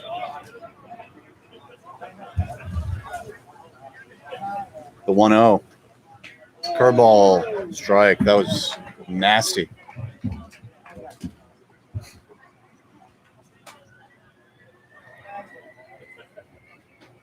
And a ball. 2-1, 1 out, nobody on. Top of the fourth inning, 9-0 Owls over the Eagles. Here on this Strictly Sports Productions FAU Owl Radio live stream. Here on YouTube, as that ball is popped up to Shanuel in the infield, and he'll make the play for the second out. I'm Jacob Brown, joined here with Mark Papaleo.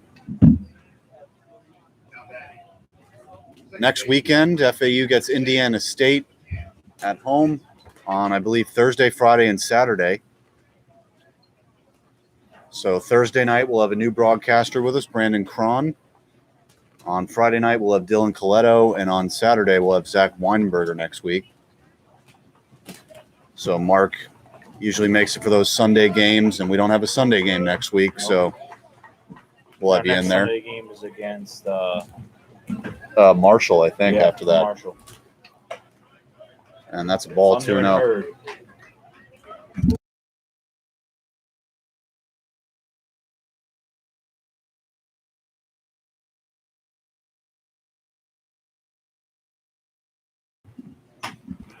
And the 2-0 dealt for a strike.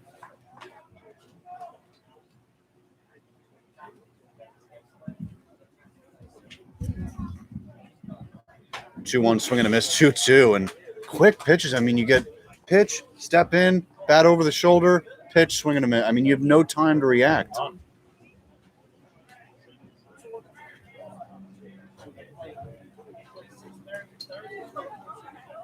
Krasinski 0 for 1 at the plate and the pitch. 0 for 2 at the plate.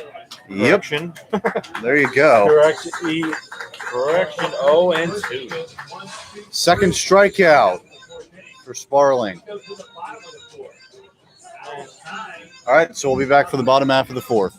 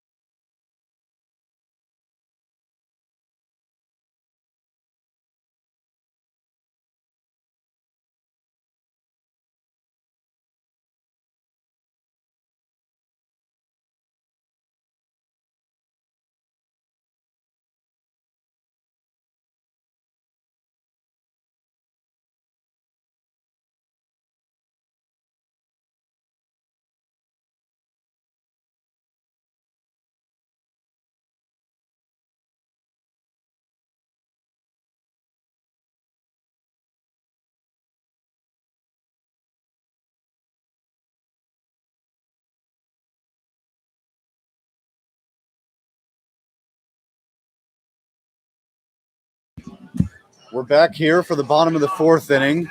FAU Owls leading the FGCU Eagles 9-0 as another new pitcher comes in for FGCU. Jason Woodward, number 37, a freshman right-hander. and he'll face Jackson Wenstrom. Coming into the game, Jason Woodward has a 2.84 ERA. He's about to get damaged. Calling it out of the gate, Mark. Oh, yeah. Takes the first strike. So Wenstrom 0 for 2 today with 2 strikeouts. And he'd like to join the party today. The 0-1. Curveball just a little bit outside. There ain't nothing like an owl party. All right? Absolutely. Get it going.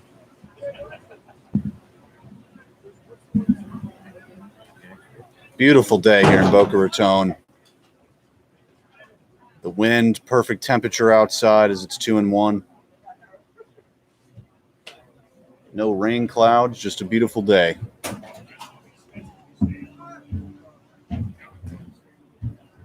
And this field kept in mint condition. The grass perfectly green and well kept up.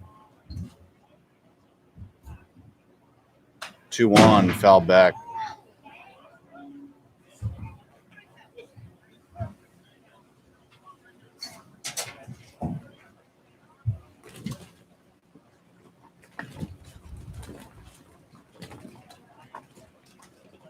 So Woodward throws pretty hard with that fastball. Also got that nice breaking pitch. It's high and away. But like the rest of these pitchers, man, you know, seems like control's a little lacking. Not really locate. I thought you were gonna roast me for that. You don't care about the time I won't use the big. 3-2 in the dirt. Ball 4 brings up Sam Lowe.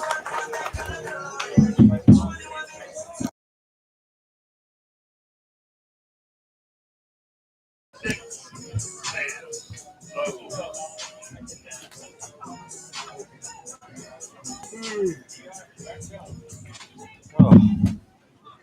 Go to the run. 1 out. I'll be 2 outs. Bench warmers. Oh, yeah. And a strike to Lowe. Lowe's 1 for 1 with a walk and an RBI. Excuse me, no, not a walk. He had that sac fly, and he's 1 for 1. And don't worry, guys, we're not pulling a Pete Rose over here, but we do have an over-under set sitting over here. 13.5. I'm taking the over. I think Mark is as well. Eston, you taking the over-under? Oh, definitely. Oh, yeah, we're getting the over. Okay. Warmers Club beat it.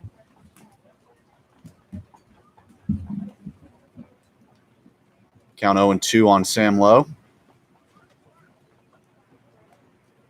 And that ball is grounded to the shortstop Garcia. He bobbles it. And the woes continue for this Florida Gulf Coast infield. Yeah, that's a ball you kind of got to get. I get it. He had to run kind of to his side to get that one. And But it's like I'm watching the Bad News Bears. yeah. And you kind of see Woodward there talking to the second baseman. And some tension on the field. Yeah, I mean, these fielders are doing these pitchers no favor. Pitching out and guys to ground. Field. Cade Parker up. Takes a ball. He's 1 for 2, an RBI single. Runners on first and second, nobody out.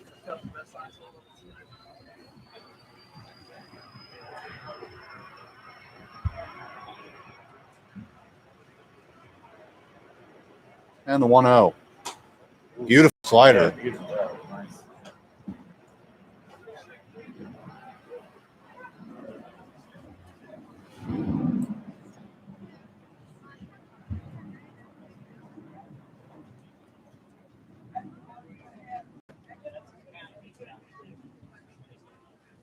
And the 1-1. Spiked. Pitcher doing his best Rob Gronkowski impersonation. Spiking that ball halfway to the mound, halfway to the plate. Jeez, Mark. I'm here for the laughs. Here for the laughs.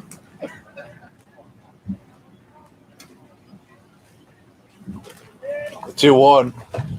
Down low again. Maybe he's trying to replicate that Super Bowl performance with 2 spikes. Oh no. Yeah. Trying to do something. It's not get outs.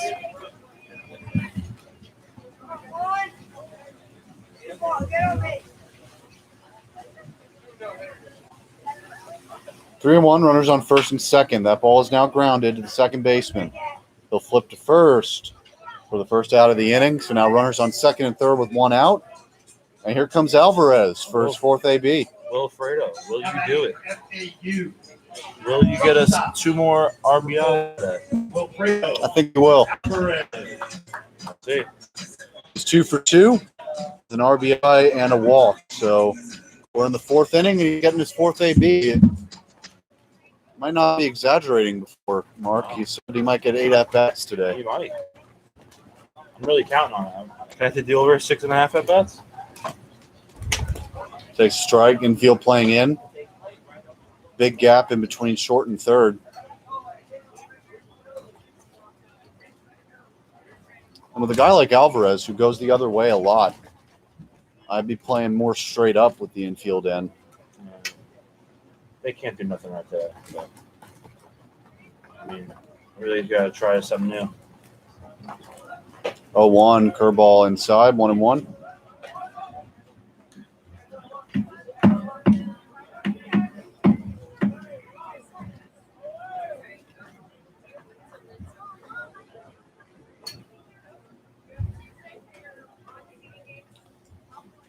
And again, a check to that sleeve for what pitch to throw. The 1-1. Swing and a miss. Nice changeup. Chose the right one. That almost looked like a circle change. Yeah.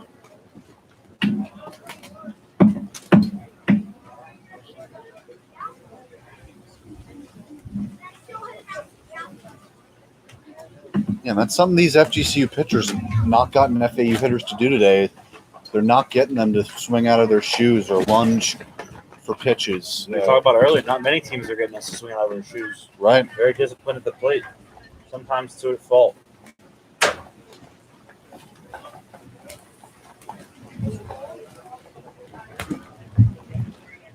Two and two, 1 out, runners on second and third, 9-0. And did he go?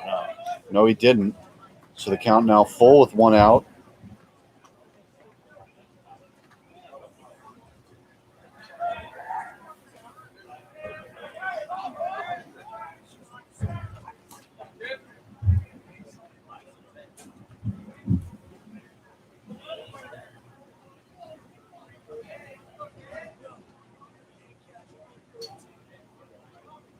And the 3-2.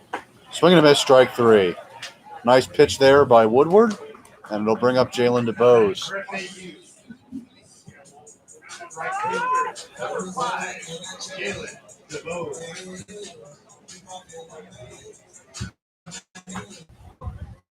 No one has those new Drake songs, their walk-up songs. A little disappointed. But yeah, how have we not had a switch up? Which one's your favorite out of the 3? I would say Lemon Poppy Seed Freestyle. That's not the name of the song. I call it Lemon Poppy Seed. Lemon pepper, for those who don't know, yeah. I give it a little cookie, little Lemon Poppy Seed cookie freestyle. Count 1-1.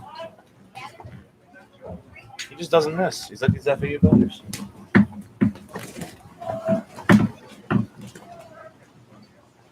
DeBose takes one up high, 2-1.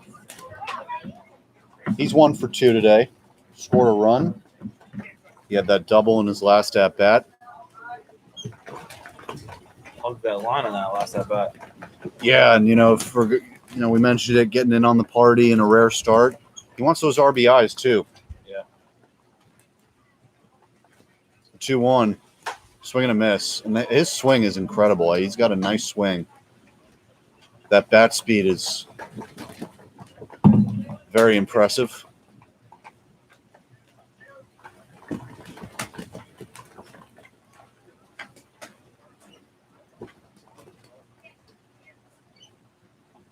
And the 2-2. Fouled straight back. Then that's a great. I mean, the fact that he got a hold of that pitch that high up. I mean, it wasn't even close to the strike zone. And he still got contact with it.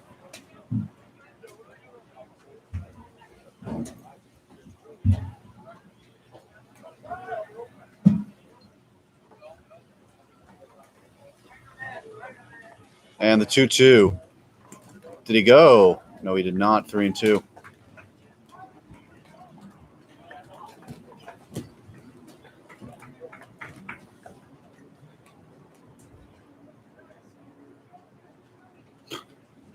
That's great. No? Good.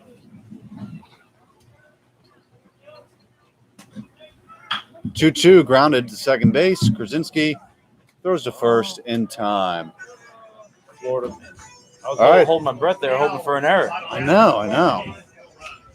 Through 4, 9-0 Owls. We'll be back for the top of the fifth. You were still looking good.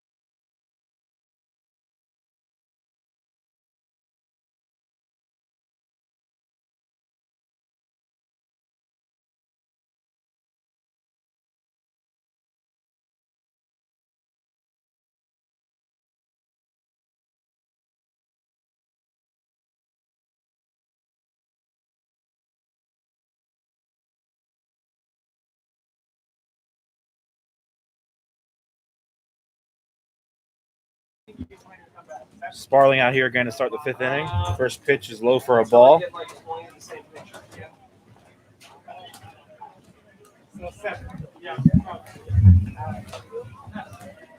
Sparling's second pitch in the at-bat, in for a 1-0-1 count.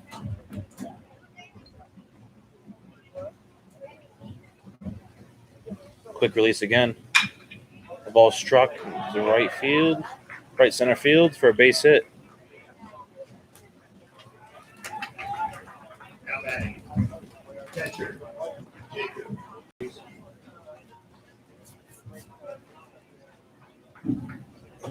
Catcher Jacob Lojewski in here. Freshman batting .241.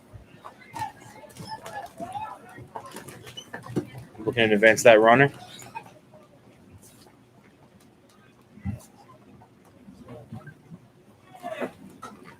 First pitch to Lojewski's in there for a strike.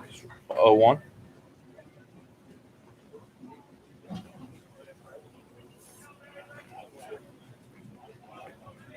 Sparling with the 0-1 pitch. That misses just outside for ball one.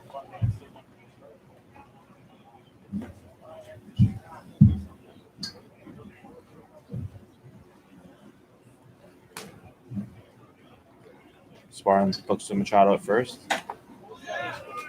Third pitch in there for a strike. Ball. We got 1 ball, 2 strikes.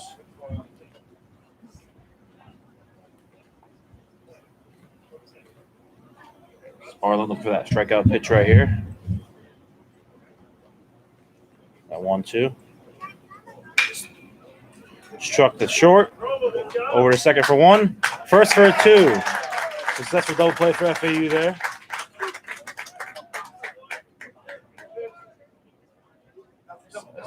Yeah. Sparling kills 2 birds with 1 stone.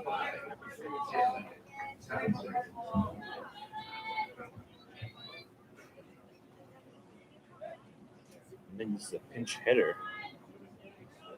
pinch hitter for Florida Gulf Coast, we have. Is it? Oh.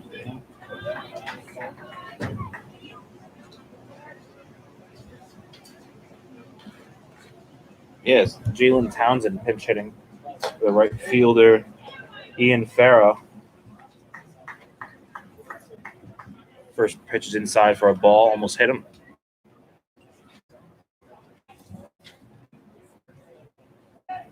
Sparling with the 1-0. Take it for ball 2.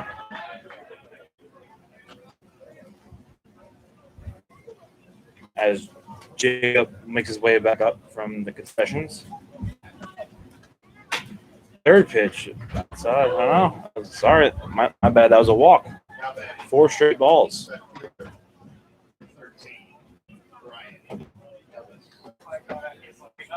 Yeah. Sparling gets that double play. The next batter walks him on 4 pitches.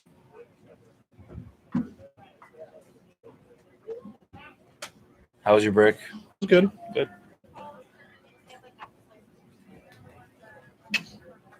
Haven't missed much. Another quick inning seems. Stepping in is Brian Ellis.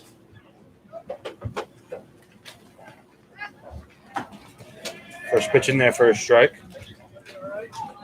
Line was too long. We would have got the hot dogs now. Ah, just missed out on the hot dogs. I'm pissed. Yeah. Little 7th inning stretch hot dog. 0-1, and that bounced really high after it was spiked in the dirt. Runner moves to second. First pass ball for FAU we've seen today. Yeah.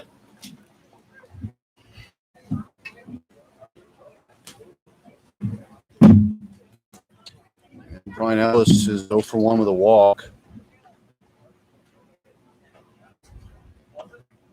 And to the left, there's some good stuff going on. To the left, we have some sear nose. 1-1 fouled away. That was a liner. Heading for the cars in the parking lot.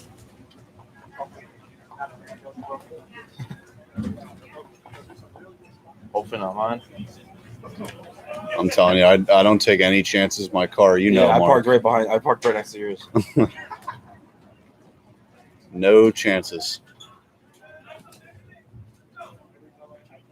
The 1-2, runner going to third, and that ball's hit to center field. Wenstrom is positioned right there, and he'll make the catch to end the inning. So, another scoreless inning for the Owls pitching staff and Matt Sparling.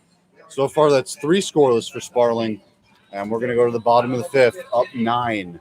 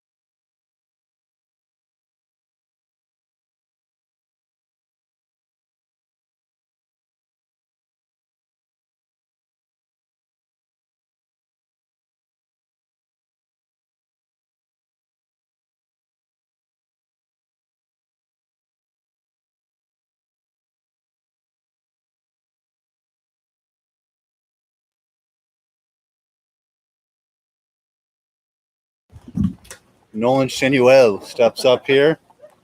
Bottom of the 5th inning. He is up for his 3rd at-bat. Or 4th. I don't know. No, I assume it'd be 4th. I think it's 4th. Well, it says Alvarez here. has 4, then he has 4. Yeah. Yeah, no, it just says he's 1 for 2, so he has but he doesn't have any walks, so it must be a sac fly and a yeah. He does have a sack fly. Right?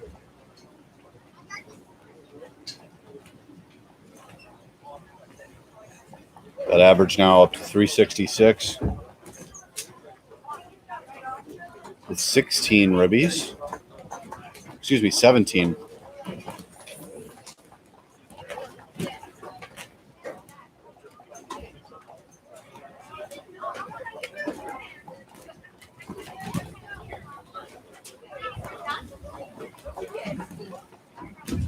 Shortstop Garcia playing behind second base.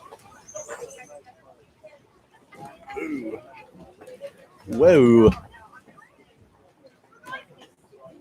And inside on the fastball, 3-0. Florida Gulf Coast looking like they think it's St. Patty's Day today. And the all green jerseys.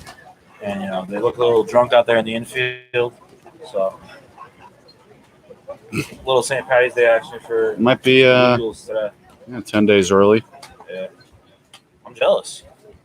It's my birthday, you know. Yeah, we're going out. Yeah, man. A little drinking. Drink. All right, we're going to drink some green dot. Sounds like a plan, man. Count 3-1.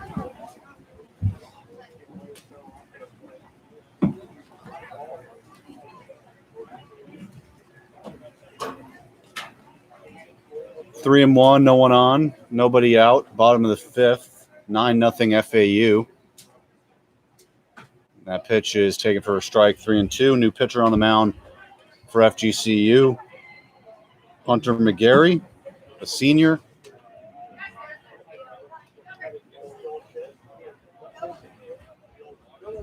Yankees win 4-0.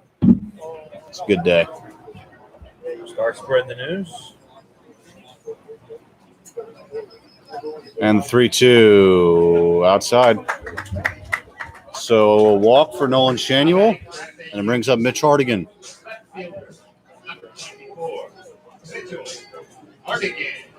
Hardigan 1 for 2 with 2 RBIs, 2 runs scored. Excuse me. 0 for 1 with a run scored, 2 walks. No RBIs. It's my bad. Not until now. 2-1 shot coming your way.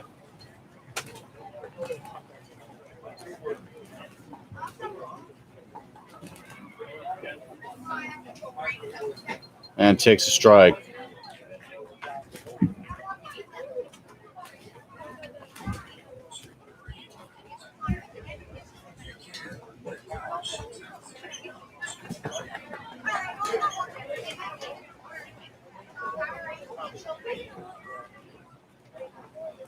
Man on first, that's Shanuel. Hardigan at the plate. The count 0-1. Bottom 5, 9-0.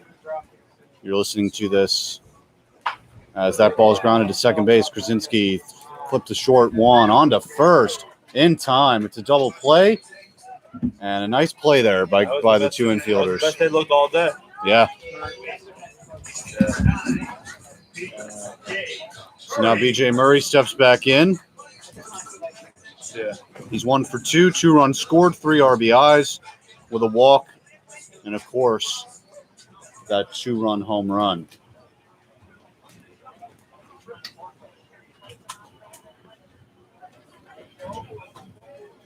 So Hunter McGarry has a 3 ERA after getting those 2 outs.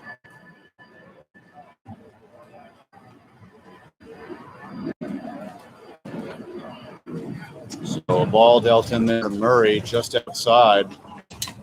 And now the wind really heavily picking up. These planes not doing us any service. Yeah, and the dirt now, you can visibly see it blowing all over the place. And you hope that doesn't get into Murray's eyes or the pitcher's eyes.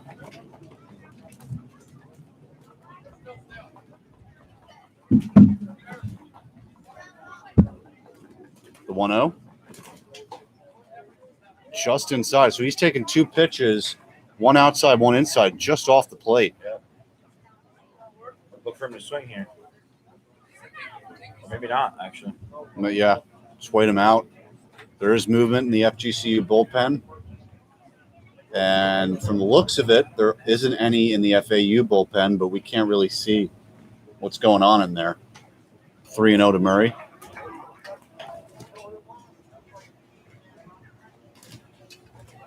Usually, we see that baseball in the air, so that's how we know that there's nothing being thrown out there. No, they're just hanging.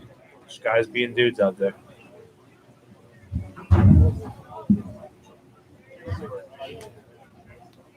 And 3-0. Ball 4, 2-out walk for Murray. That's his second walk of the day. And it'll bring up Caleb Pendleton. Number 34.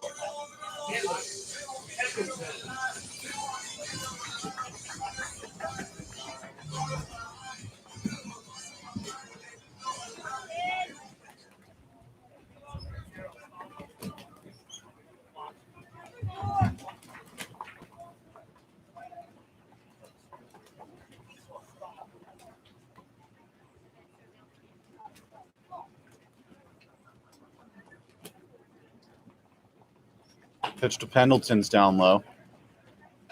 Pendleton is 0 for 2 with a walk and an RBI.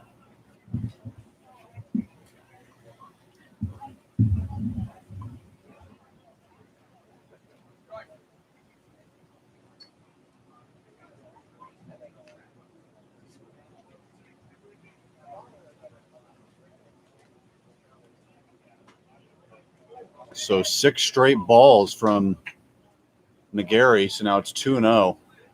Wenstrom on deck.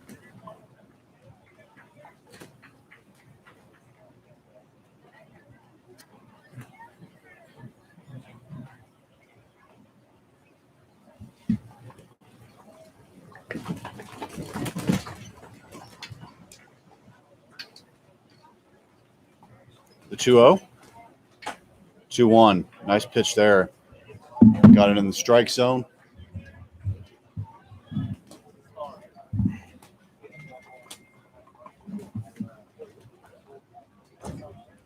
Also, there is a new catcher in the game for FGCU. It's Mac Moisey, the freshman. So Lajewski out of the game. 2-1. Swung on and lined into left field. It's going to one-hop to Ellis in left field for a base hit. So it's a 2-out single for Caleb Pendleton, and it'll bring up Jackson Wenstrom. Now batting for FAU. Center fielder, number 11, Jackson Wenstrom.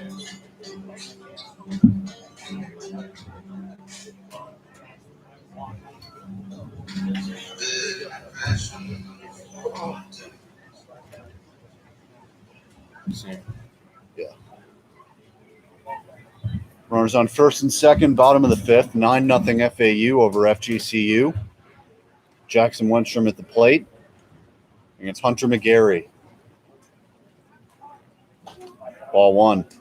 So, you get that double play. You get 2 quick outs, and now 2 2-out walks.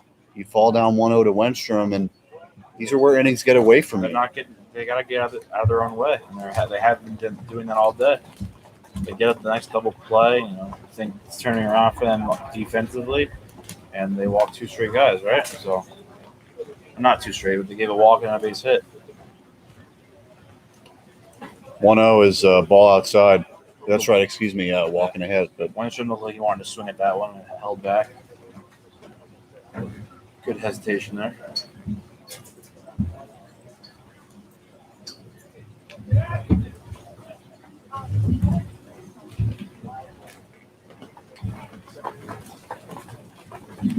Wenstrom is 0 for 3 today.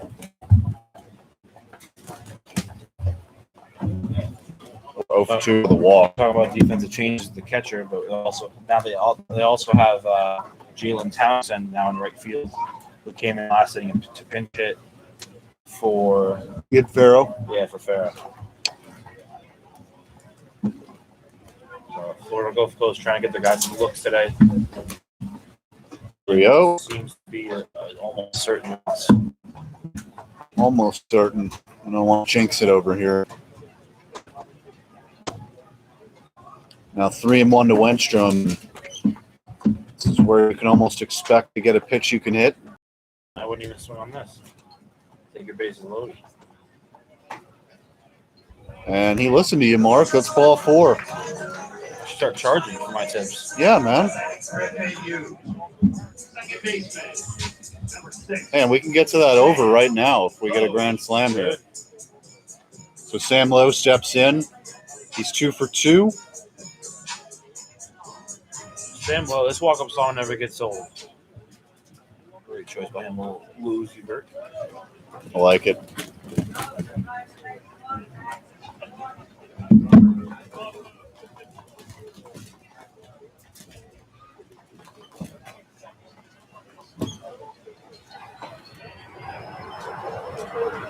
Nice breaking pitch there for a strike.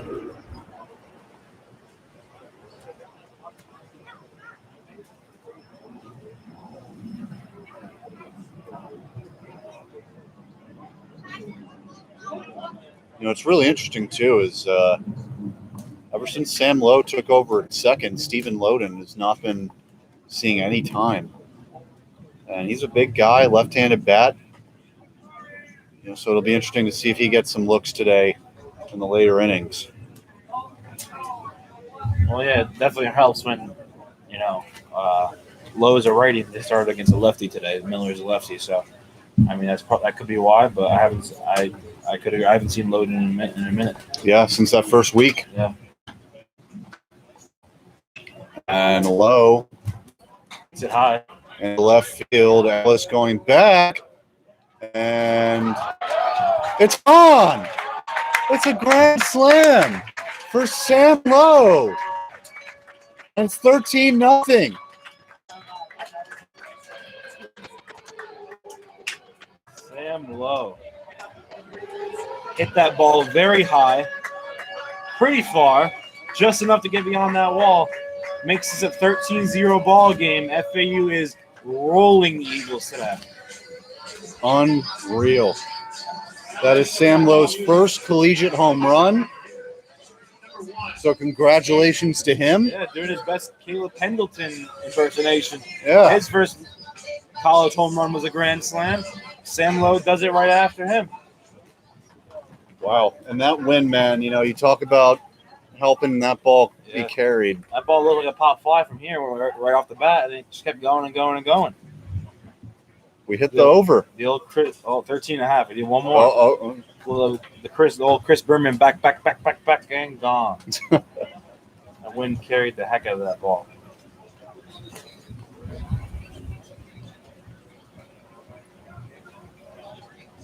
And now Cade Parker up. He's 1 for 3 with an RBI. In the dirt, 1-1.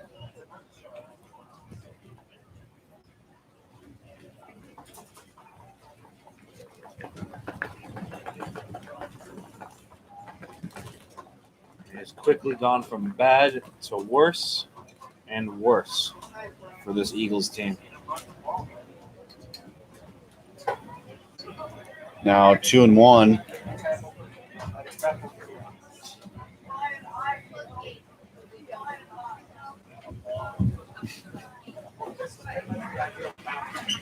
Heck yeah.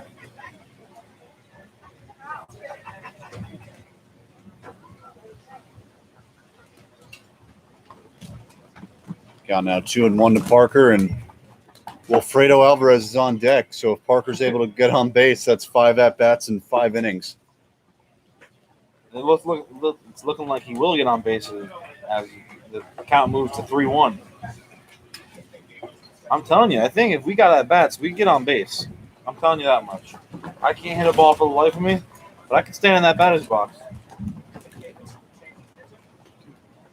I don't know. Swing and a miss. All right, kid.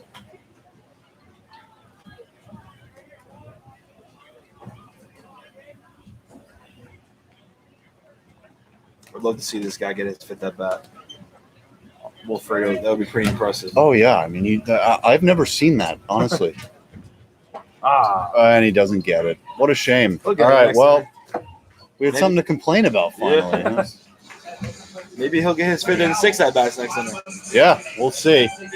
All right, so after 5, it's 13-0 Owls after a grand slam by Sam Lowe. We'll be back for the top of the 6th inning in just a few minutes.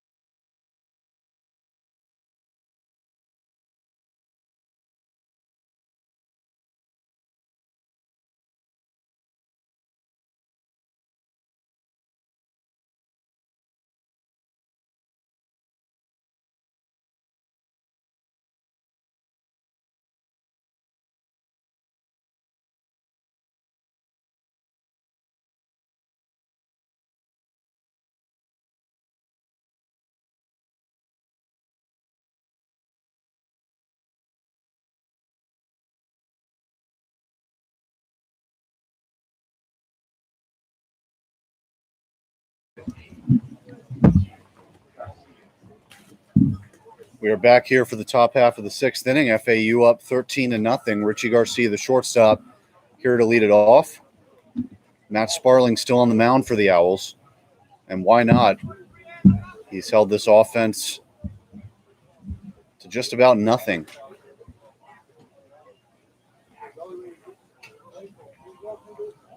Sparling so far, 3 innings, no runs, 1 hit, 2 walks, 2 Ks.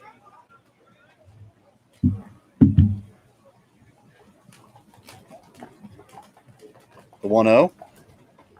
In there for a strike. Garcia 1 for 2 on the day.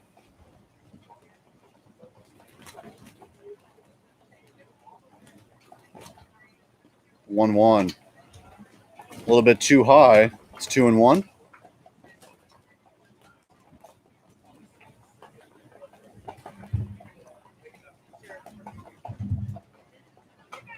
Two one, a little inside, 3-1.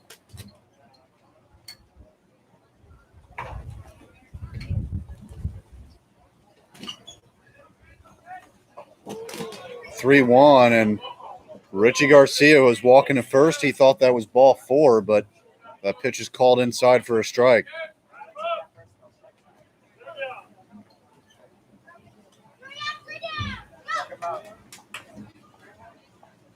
Three two, pop foul.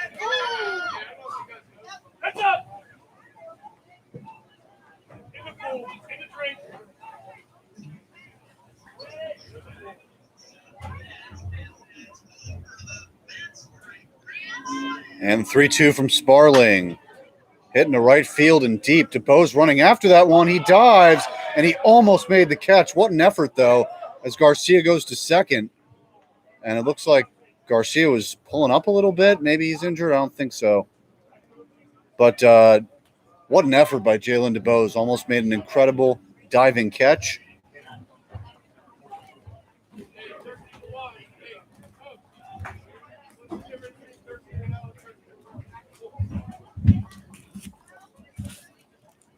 Thank you.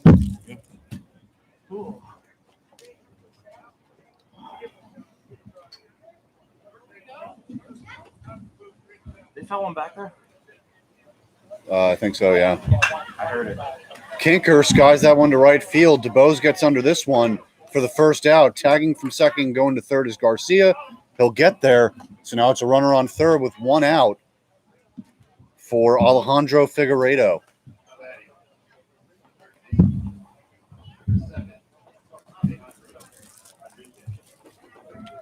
And looks like there's a pinch hitter at the plate. It's another Alejandro, this time Alejandro Rodriguez, a sophomore infielder. So on the season, he's hitting .238.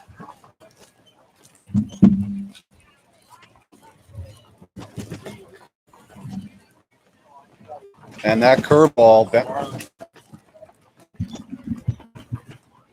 Marlon still got that curveball working. yeah, he just loops it in there.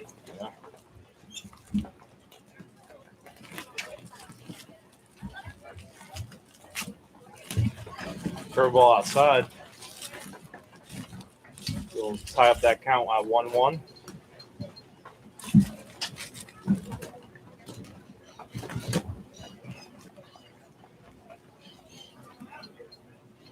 And we talked about it. You know, sometimes in these blowout games, you give some guys chances, give them at bats in key situations.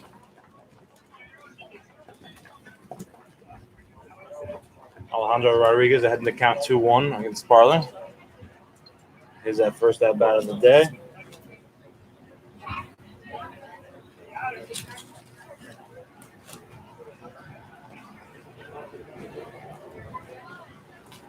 Two-one fouled back, and that hit Pendleton in a bad spot. He's on his knees with his head down. He looks hurt.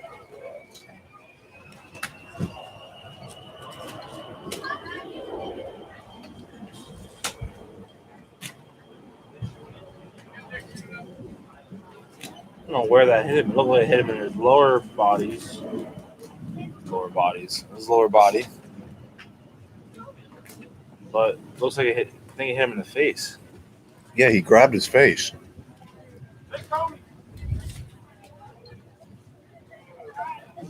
Coach McCormick walking off the field.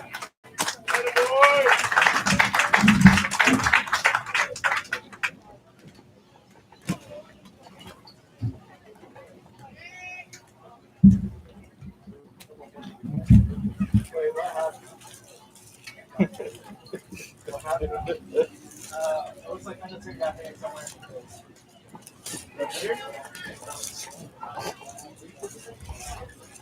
Got some lost souls here at FAU.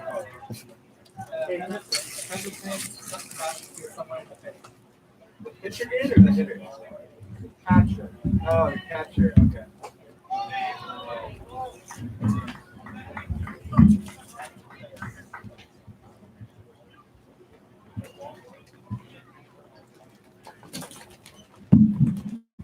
Count full with one out, runner on third. Rodriguez at the plate.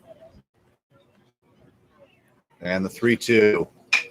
Grounded to short. Alvarez charges. He fields, throws, fires. And time for the second out. A run scores. So it's an RBI ground out for Alejandro Rodriguez. And FGCU's on the board. It's 13-1. Alvarez really has bounced back since that UCF game, that UCF Sunday game when he had a couple errors himself. Yeah. He's really bounced back since then. I haven't seen him have a bad play since. Hitting that stride. Yeah, I think he just had the yips that, you know, sometimes you make one error and then you're like, oh, I can't make another one. And then you make another one. And that ball skied to right field off the bat of Coffers. It's caught. And that'll end the inning.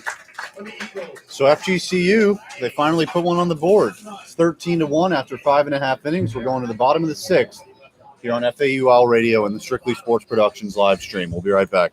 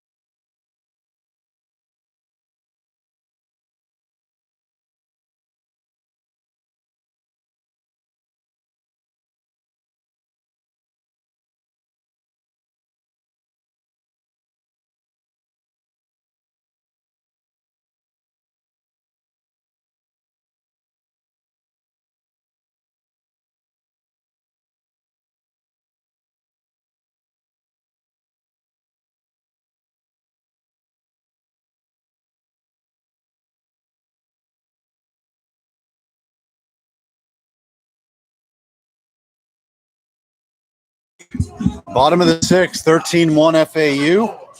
Wilfredo Alvarez up for his fifth at-bat here in the sixth inning. And today he is 2 for 3 with an RBI, 2-run scored, a walk, and he struck out once as well. New pitcher on the mound for FGCU. It's Chris Seymour, the sophomore. Another one. What's this, their fifth pitcher? Sixth? Yeah, it's got to be sixth. And there's still movement out there in the bullpen.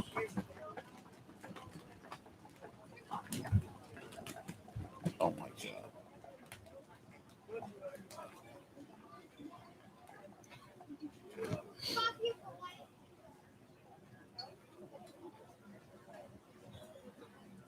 The 1-0. Alvarez takes a strike.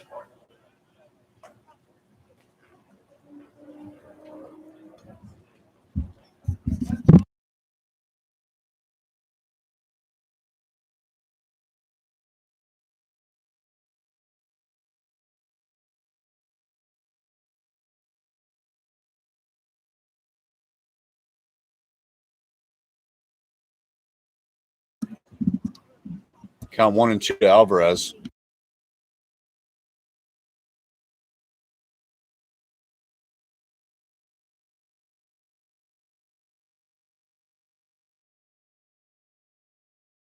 Kingdom, so. Chopping ground ball to the shortstop Garcia. Fields throws, and that's wild. So that'll be an infield single. Even if that that throw is on the mark, I think Alvarez beats that out. Yeah. Now batting for FAU, right fielder, number 5, Jalen DeVoe. Here's Jalen DeBose. He's 1 for 3 today.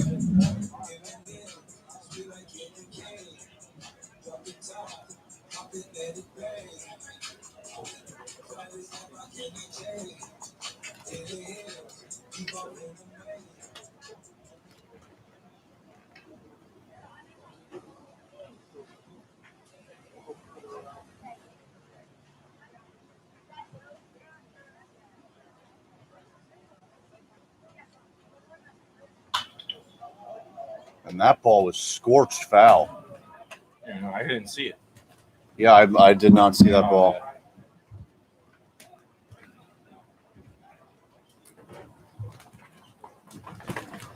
We're in the bottom of the sixth. This game,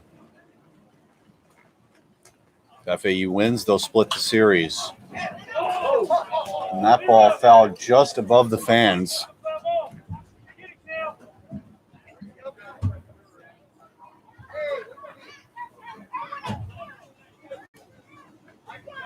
And there's some adults acting like little kids over here looking for a baseball. Count 0-2. Jalen DeBose today. He's played really well. You know, he's getting his first start, right? Yeah.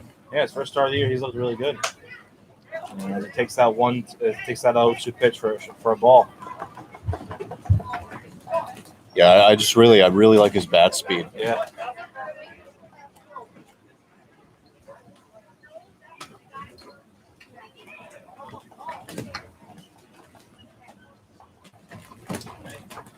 One, two, Good eye taken by- close. Good eye by Jalen. Working back in this count. You know, he's 0-2, now it's 2-2. Looking for that pitch, but not going out of the zone for that, you know. So he's sitting back with the first pitch. He's swinging at anything close though. Yep. It wasn't close enough.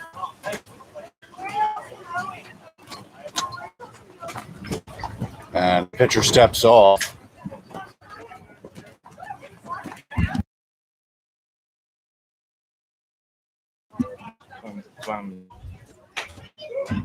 And the 2-2 caught looking for strike 3, and that'll bring up Nolan Shanuel.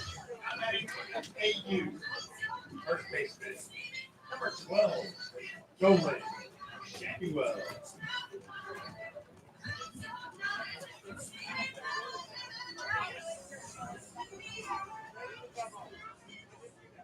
Shanuel 1 for 2 today with a walk, 2 RBIs.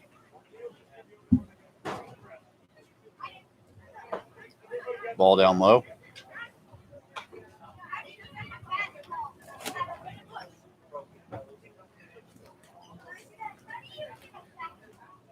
Count 1-0, man on first, one out, and the bottom of the sixth.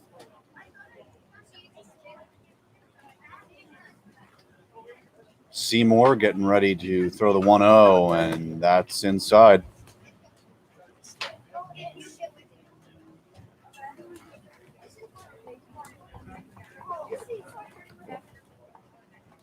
What? Oh. Yeah.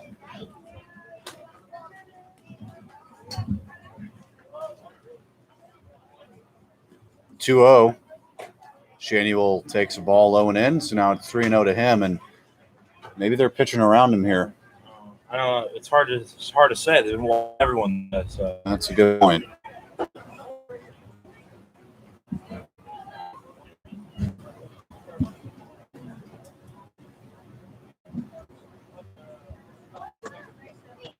I don't know if you're pitching around people down 12 runs.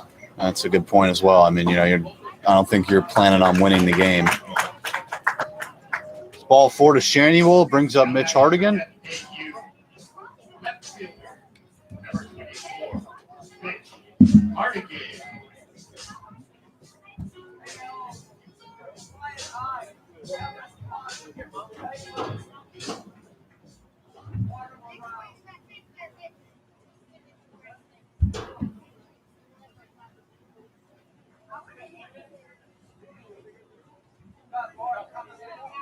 Hardigan is 0 for 2 today with 2 walks and a run scored. Then we have Hardigan's grandmother down there. Oh, maybe. Yeah, she's saying something to the plate. Oh, yeah, I hear it. Yeah. Either maybe his grandmother, maybe just a lifelong Owls fan.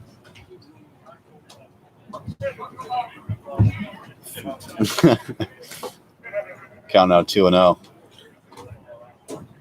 Family never stops, man. No.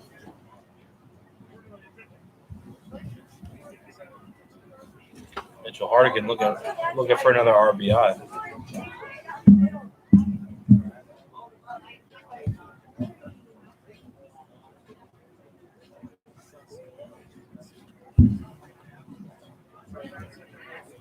You really know you're doing something right when your 3 and 4 hitters are right. Yeah, 3 and 4 hitters are leading teams in RBIs. Yeah. We have right now is Shanuel has 15. Or now he has 17. I think he has 17 now. And I think Hardigan has his RBI today now. No ribbies for Hardigan today, but now Murray, I mean, even him hitting 5th, he hits that 2-run shot. Yeah. Where he has 3 ribbies today, I think. So that's 12 on the year for him. Nice pitch there by Seymour. So it's 2-2 on that swing and a miss by Hardigan. Runners on first and second, 1 out.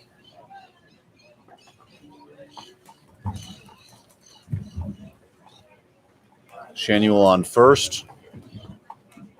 Alvarez on second.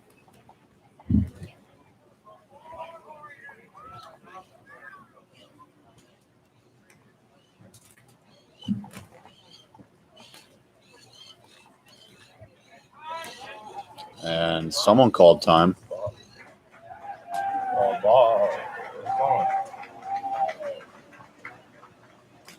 What are those fans cheering for over there? That was dugout. Oh.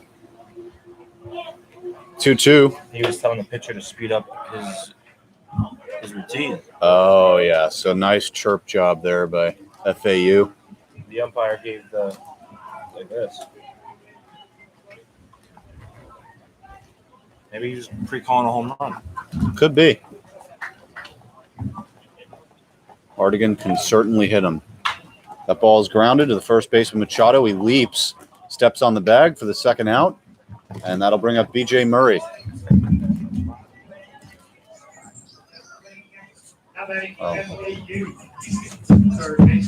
See ya.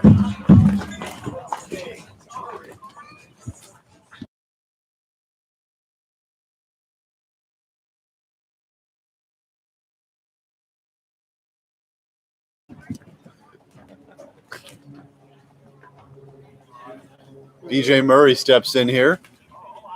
He is 1 for 2 with 3 RBIs, 2 walks, and the home run. So he has 12 RBIs total on the season. That moves him up to second on the team behind Shanuel.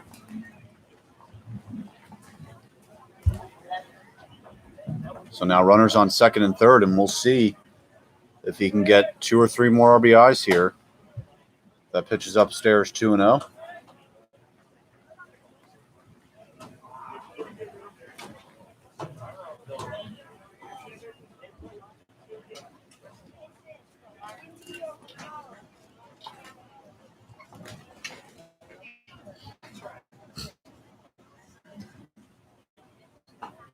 Murray takes a strike.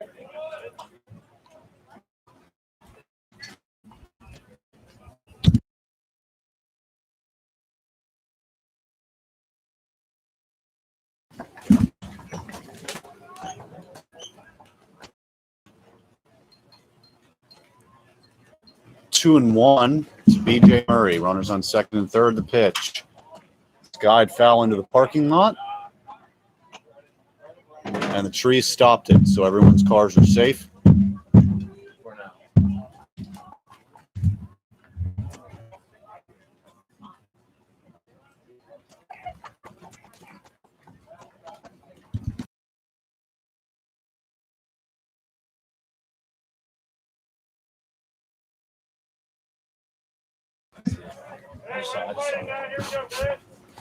And Murray fouls another one away.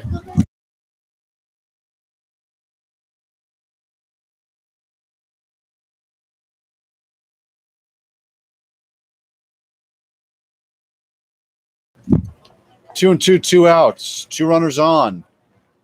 13-1 Owls. The pitch from Seymour to Murray. Line to first. Stopped by Machado. He'll flip to the pitcher Seymour, and that'll be the final out of the inning. So we're through 6 here at FAU Baseball Stadium. The Owls lead the Eagles 13-1. We'll be back for the 7th inning.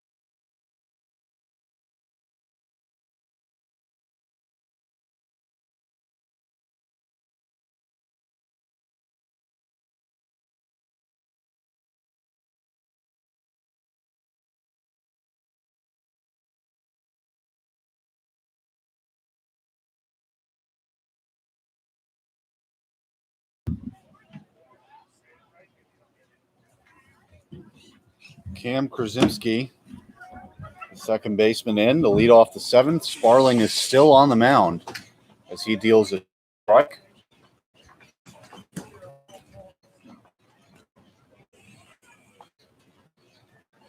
So Sparling has gone 4 innings, giving up 1 run. He's out for his 5th inning. And we mentioned this when he came in. If he can get you to the 8th inning, so that's what you want right there. Probably finish this game out for you if you need. Yeah, because his pitch count's at 58 coming into the inning. The 0-2 inside 1-2. I've talked about it once. I'll talk about it again. I mean, he's extremely efficient in his last 2 outings. So he can really finish his game for you as long as he gets another efficient inning here, and it won't hurt him at all.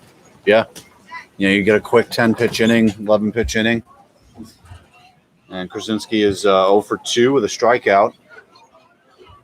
The 1-2, high and away.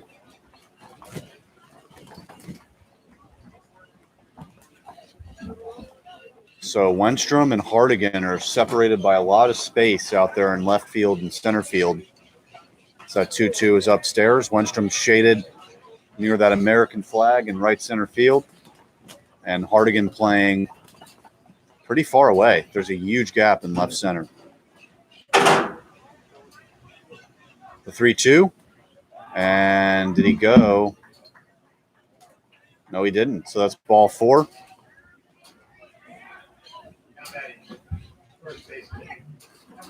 So Kyle Machado steps in.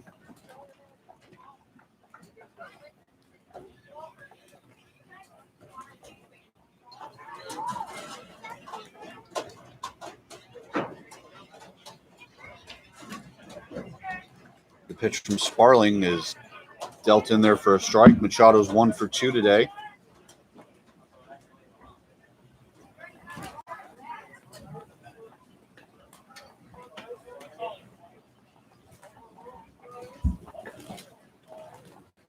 The 1 is high. Net control kind of going away a little bit this inning. Tipping a little bit. We saw him last inning walk someone on 4 pitches, so they'd come back with a double play. So, oh wait, that was the pop up. After double play, he walked him off 4 pitches. Yeah. 1-1 is. Oh! Boys, get Greg!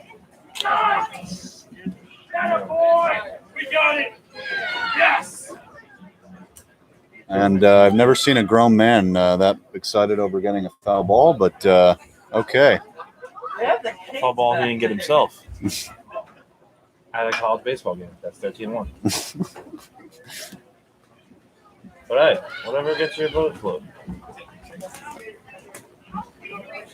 He's excited. He paid a whole $10 for his ticket. Got that ball.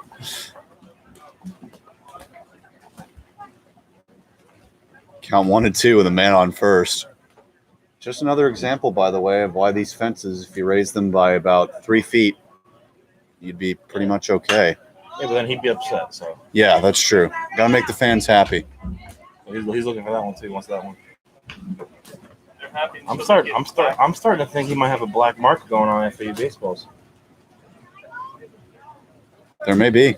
Selling them for double his ticket price. 1-2, skied. Popped up. Sam Lowe backing up, battling the sun. He'll make the catch for the first out.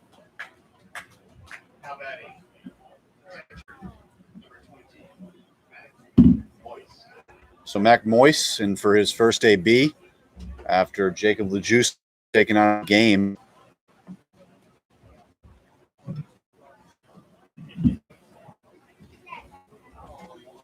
And on the season is a 0 betting average. So Good year. I don't think he's had an AB maybe. That might be what it is. We'll see. What's that? Oh, we don't have it. Yeah, we don't have the stats on that, but we have it on the website. Popped up, and that's a really high pop up. DeBose will get under it, and he'll make the catch for the second out. If that's at the trop, that's a base hit. Yeah, right. Isn't that in the catwalk at the trop? Maybe that's why he's not 0. First pitch swinging. So Jalen Townsend steps in here, the freshman outfielder. He also has a 0 batting average.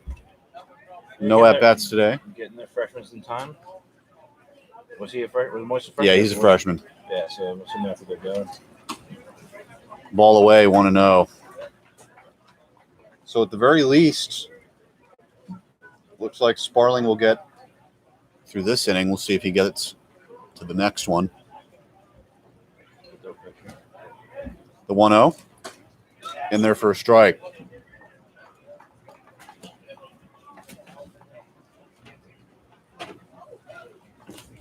Murray playing in a little bit at third base, so off the bag. 1-1, fouled away into the parking lot again. Wind picking up a little bit again.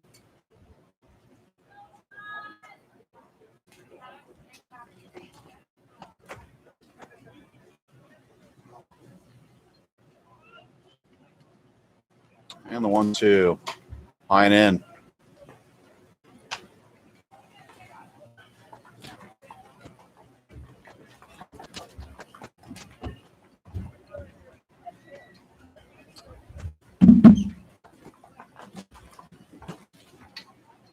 Two. Didn't go. So it's a full count. With 2 outs, man on first. Top of the 7th inning, 13-1 Owls. You're listening to this Sports Productions FAU Owl Radio live stream of this series finale between FGCU and FAU. I'm Jacob Brown, joined here with Mark Papaleo. 3-2. Ball 4.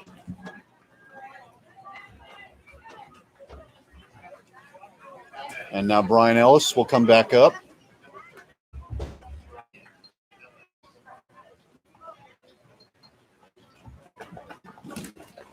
Ellis is 0 for 2 with a walk today.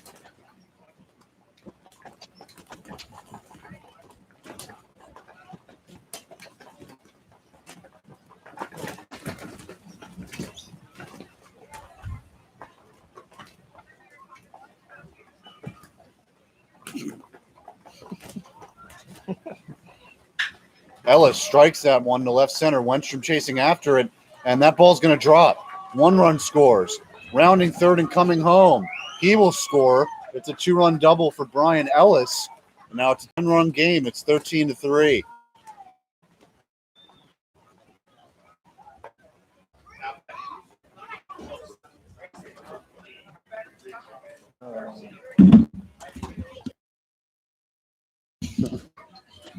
Get me in there.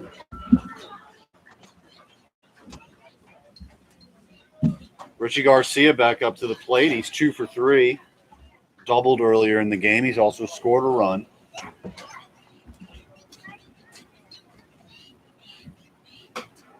And that pitch just a little bit high, 1-0. So with the way this inning's gone, probably going to be it for Sparling.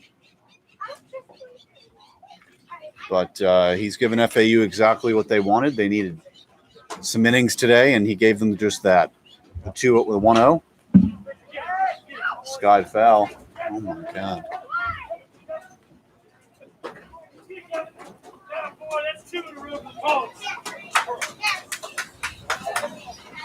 Okay. I thought I loved baseball.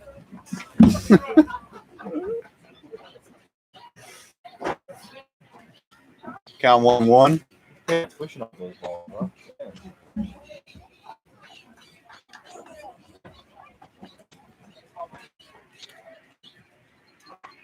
Count 2-1. Man on second.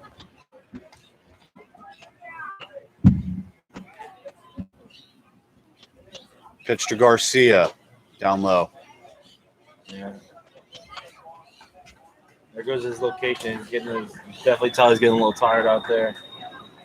Might be time to get someone throwing. I don't see anyone throwing. You gonna leave him out there? I think they're very least this is his in. And ball 4. 2 straight walks after the 2-run double. Actually, sorry, just 1 walk after the double. It's my bad. How comes the pitching coach? That's David Kopp. Last name's Cobb. Yeah, Kopp.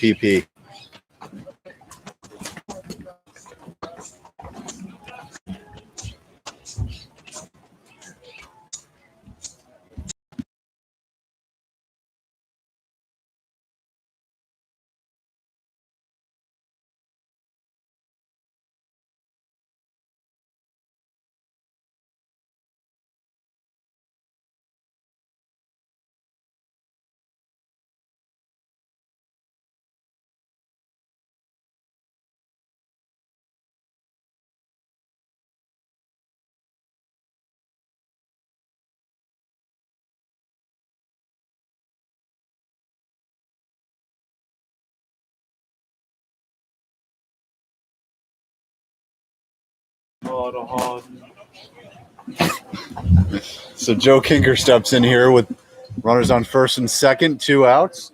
He's 0 for 3 today.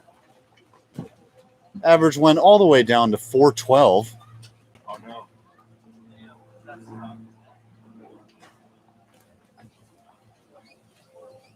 Pitch spiked, 1-0.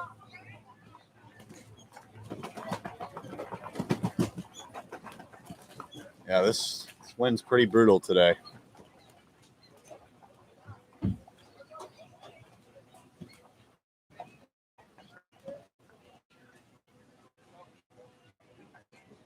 One 0. Skied. Center field. Wenstrom goes back on the track, and that ball is gone. A 3-run home run for Joe Kinker. His second home run of the year, and that makes it a 13-6 ball game. And what a damper on Sparling's day. He had been pitching so well, and now Coach McCormick comes out to get him. And FAU is going to make a pitching change here in the top of the 7th. We'll be right back after he makes his warm-up pitches.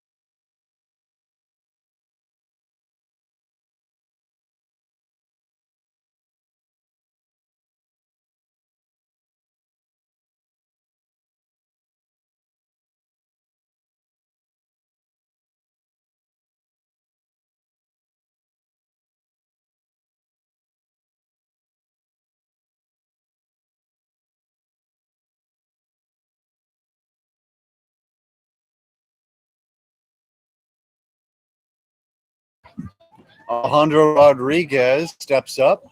Bases are now cleared after a 5-run inning so far by FGCU. Brock Helverson on the mound for FAU. A very impressive young arm, throws high heat, and you just saw it right there. It's got to be mid-90s.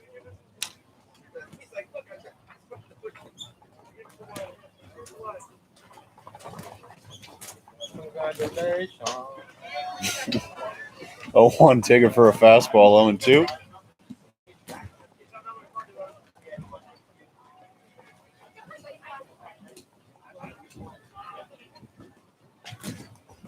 Rodriguez in his second at-bat today. And he swings and misses strike 3.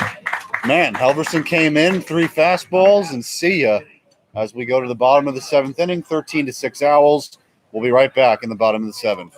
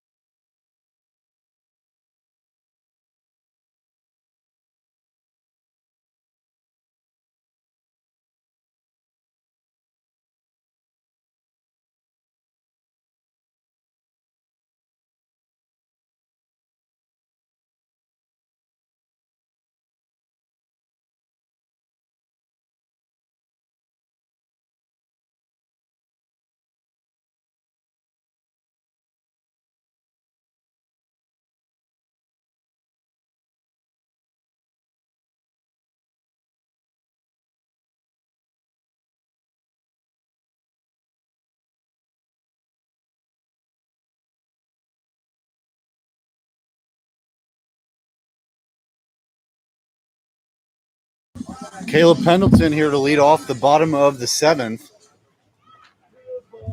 And a new pitcher for FGC left-hander, Gus Carter. Gus Bus. Ball.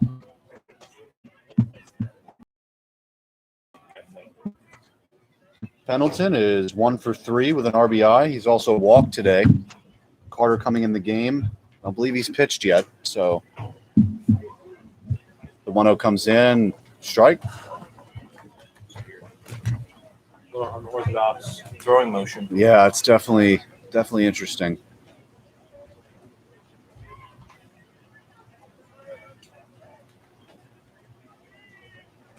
Yeah, he almost stands up as he throws instead of kind of bending that knee.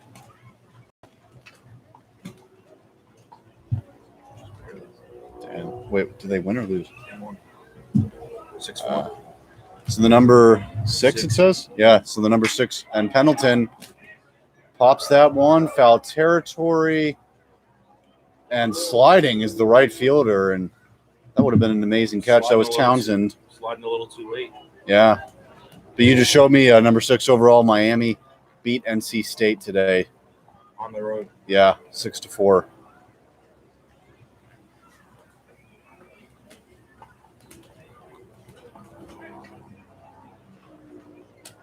It's getting cooler out here. The sun goes away. There's some clouds in front of the sun.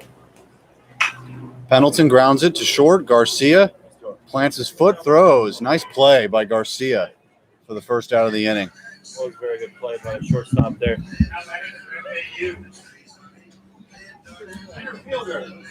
2 outs or 1 out? 1 out. So Jackson Wenstrom steps in here.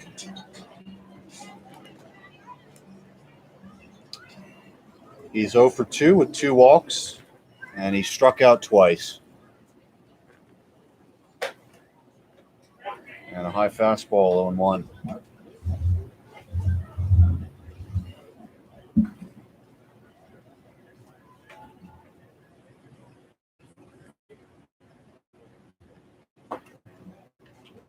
Down low.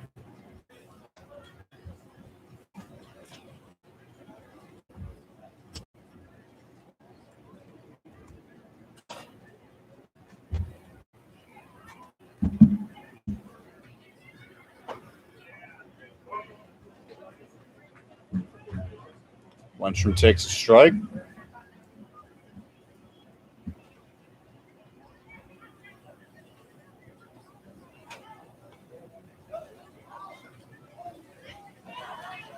It's down low, 2-2, and it's another one of those games where you're blowing out the team offensively, and when you go in and play these big teams, all the TV people say on TV is their team ERA is so high, but in a situation like today, you have Sparling where you're winning by so much, you don't need to use your bullpen. You leave him out where in a close game you wouldn't. And then they brought it up during the Florida game where they were like, 9th inning ERA for FAU pitching is over 10. Well, that's because usually FAU is blowing out people and they bring in freshmen. So it just hurts that narrative. But if you really follow the team closely, this team knows how to pitch. As that pitch to low is upstairs, he hit the grand slam in his last at-bat. He is 3 for 3 today with 5 RBIs. That matches my best Little League game ever. 3 for 3, 5 RBIs. We'll see if he can beat you here. I hope so. I was trash. He's already beat me. He got a grand slam. The 1-1. And foul. His average raised. He started the game with a 267 average. Now it's at 389. So heck of a day for Sam Lowe.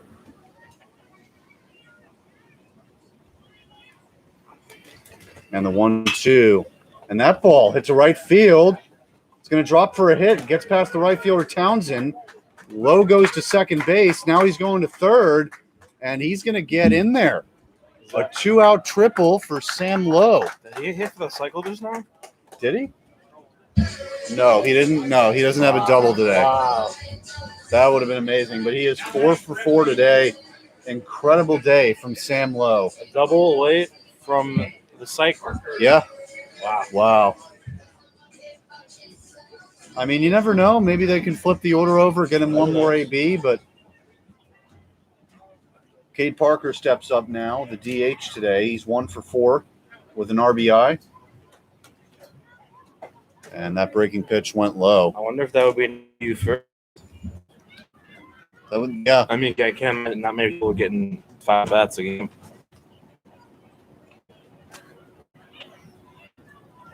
One and 0, 2 out, man on third. Cade Parker takes one high in. That was high heat right there. So it's 13-6 Owls here in the bottom of the 7th. You're listening to this FAU Owl Radio and Strictly Sports Productions live stream of this series finale. The 2-0, swing and a miss, 2-1. I'm Jacob Brown, joined here with Mark Papaleo.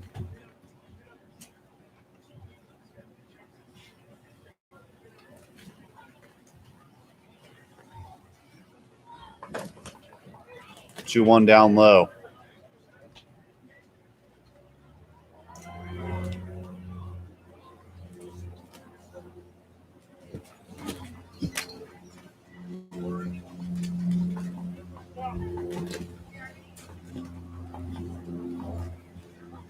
And 3-1. Ball 4.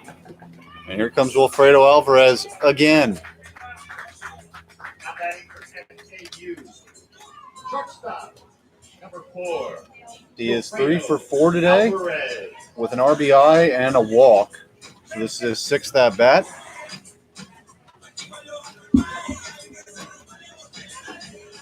His average now at 326. He's playing really good baseball as of late. Senior shortstop for FAU takes the ball. You think there's a market for him to get drafted? I mean, yeah. I mean, if you're a 300, 320 hitting shortstop, then yeah, there's a market. Thing with him is, there's not as much power from his bat as some of the other guys. He takes a high and end pitch 2-0, but his defense is pretty good. And again, some teams, they'll take a contact hitter and maybe wait for that power to develop. Yeah. And it's not like he can't hit home runs. He has one this year, but not known for hitting home runs. Yeah. The ball squad is out. Got a basketball over there now. They're all type of balls. So now it's 3-0 to Alvarez, and these bases might be loaded again. Just like that. I mean, it's 2 outs, no one on, and now you're 1 pitch away from bases loaded. Story of the Eagles' day. The 3-0 and the strike. Alvarez is ready to take first. It's the first time one of our batters is looking to take first and he's been called back for a strike. Yeah, these guys know what strike is and what is not. Yeah. 3-1, 2 outs. The pitch. Take it for a strike again, 3-2, and Alvarez thought that was a little outside. Yep.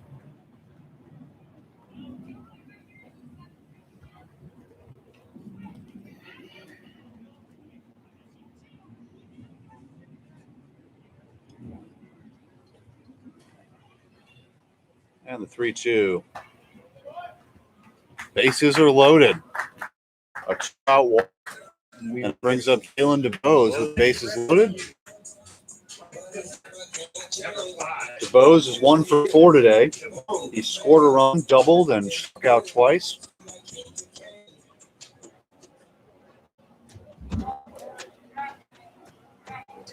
We're going to see our second grand slam today. Awesome. I got to hit that over. Yeah, we're still 1 run away. Maybe a little walk here. Jalen can draw that. Maybe hit a grand slam. That'd be awesome. The 1-0. And away 2-0. So 2 good takes there.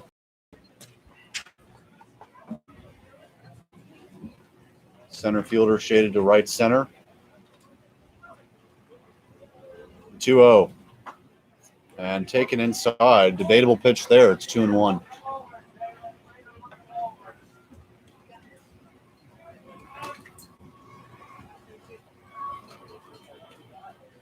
And 2-1. Swing and a miss, strike 2. Just missed that one.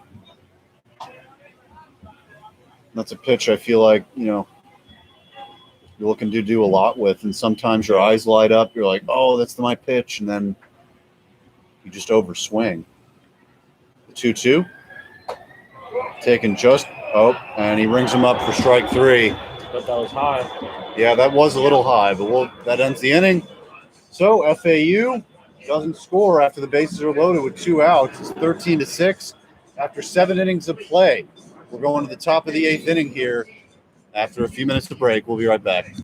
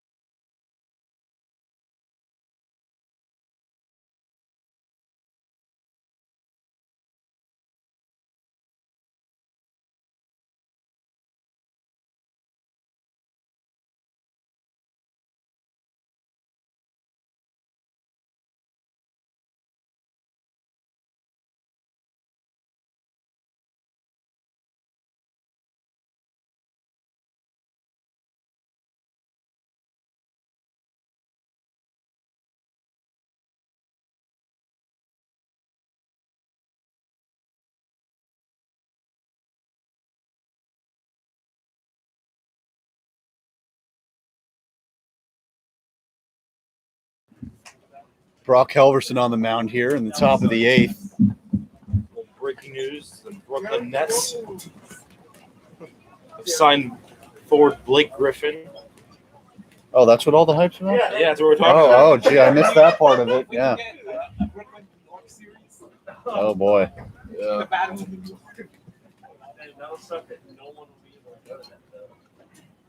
They're starting to have fans, actually. Yeah, they're actually starting to get a lot of fans, so they're good. Yeah, late in March. 1-1, grounded up the middle for a base hit.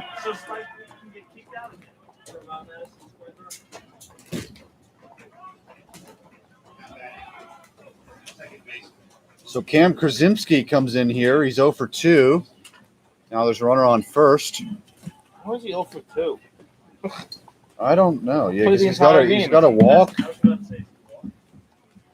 I don't know. I'm reading the site. But yeah, man, Blake Griffin to the Nets. That's Can the Heat sign him? yeah. What happened to them, man? They're fine right now, but they have a max center who can't rebound. He can do everything else but rebound. They get out rebounded, you lose games. That's what happens. The 1-0 to Krasinski. Outside just by a little bit, 2-0. You meet some Boogie Cousins in my life. He's not doing so well though. He was. It's all right. He don't need to be nothing. He just needs to get 5 rebounds a game. That's all I need from him. Yeah. The 1-0. Swing and a miss. Oof. Nice pitch. Besides, you can't really be that hard of a pitch to the Marcus Cousins team to play Miami. It can't be that hard of a pitch to Marcus Cousins to just say you can play on a basketball team. The Marcus Cousins would probably go to OKC if they let him go there. 2-1 outside. It's 3-1. God forbid. The Marcus Yeah, Cousins Colby's is a going to Thunder OKC. fan. We're going to win the championship, baby. No. Dude hasn't played, 2.5 years? He's going to try and he's not doing too bad. Negotiate 3-1 is a strike. He's gonna lead the Thunder to a championship. He's gonna go. I'm gonna keep my mouth shut with basketball. Everybody, pump the brakes, I'll two guys. Let's hope stop making the playoffs first. No, we're focused on Kate coming in right now. 3-2. That ball's hit deep to left, and that ball is way gone. 2-run home run for Cam Krasinski. Now it's 13-8. These Florida Gulf Coast pitchers are rejoicing. They're seeing their team take them out of the hole they put them in.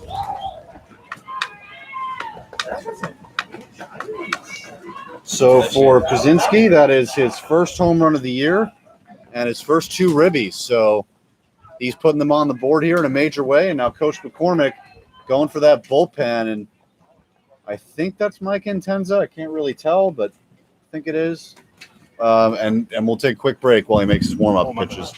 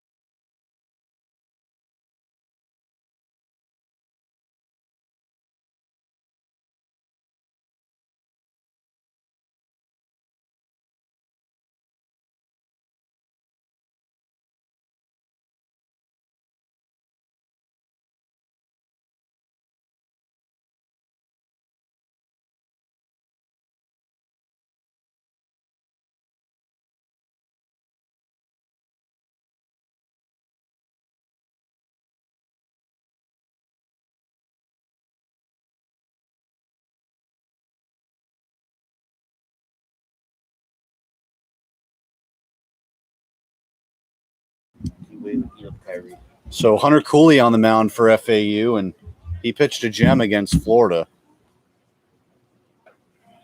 Pitch dealt inside to Kyle Machado. Cooley on the year is a 1.69 ERA.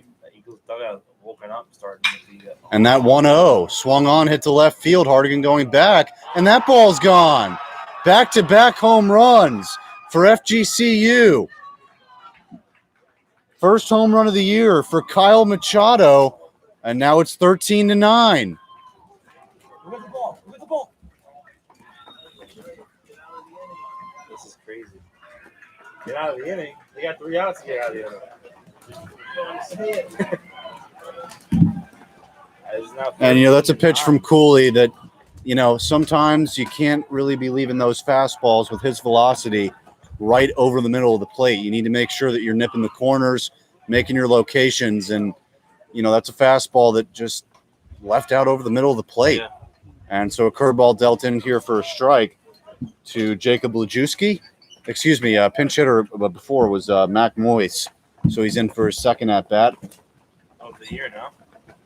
So he's 0 for 1 so far on the day. When picking up again, but 2 well-struck balls for FGCU, getting 2 home runs. And the 0-1. Swing and a miss. Manager went to the young kids a little too early. He's done that a few times. And Coach McCormick, he likes to kind of go to young pitchers. And I'm talking about Florida Gulf Coast because you got these two pinch hitters that are both freshmen. Remember they came in. Yeah, right. They averaged at 0, and now it's 13-9. They're in striking distance, and they have 2 of their starters are taken out of the game. That's a great point. I mean, not experienced guys now taking ABs in an important game. So they put up 5 runs last inning, 3 this inning so far. There's still nobody out. So they've got an entire inning to work with here as they're now down by 4. And, this is just FAU's problem. They get up big, and then they teams chip away and they chip away. And, you know, listen, Coach McCormick, can you blame him for leaving Sparling in? No, not necessarily. You're up by a lot. But once you see that control going away, you might want to differ and go to someone else. You know, was Helverson the wrong choice? I don't think so. You know, the guy throws high heat, just didn't have a great day today. And then you can't really do much about Hunter Cooley. He's a guy who went into UF against Florida, and he dealt. He was amazing. So this is just a good piece of hitting by FGCU today. So the 0-1 is fouled back, 0-2. So now there's one out here in the top of the 8th.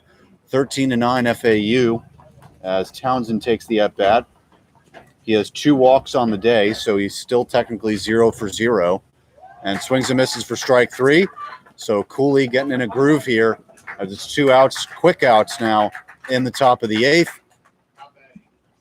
And it brings up Brian Ellis.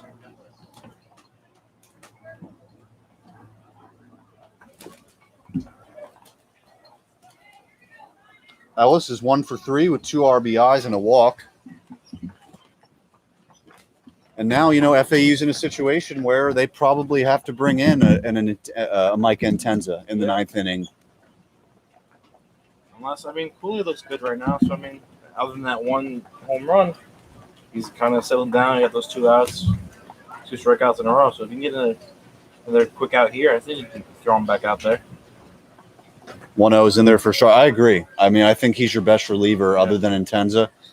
Adrian Reese pitched Friday. Halverson's not available anymore. The one thing you can say about Intenza, you know, that off-speed pitch. 1-1, base hit up the middle. No one's really hitting it hard out of the ballpark. So Yeah. you could make that case for that. That might be your safest play, but And Intenza got that save against Florida, so he knows how to pitch. Richie Garcia steps up.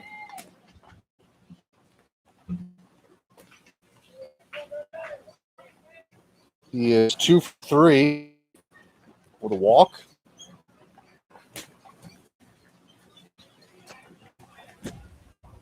And more movement in that FAU bullpen. And a strike.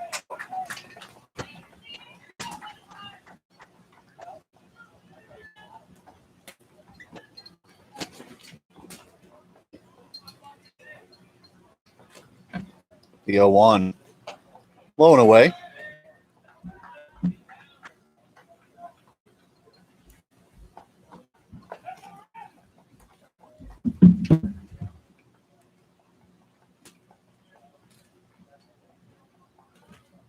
And the 1-1. That ball skied high. Right field. DeBose gets under it for the final out of the inning. So in the last 2 innings, FGCU's put up 8 runs. FAU, they might want to get some insurance runs here and get us our over here in the bottom of the 8th inning. FAU up 13-9. We'll be right back.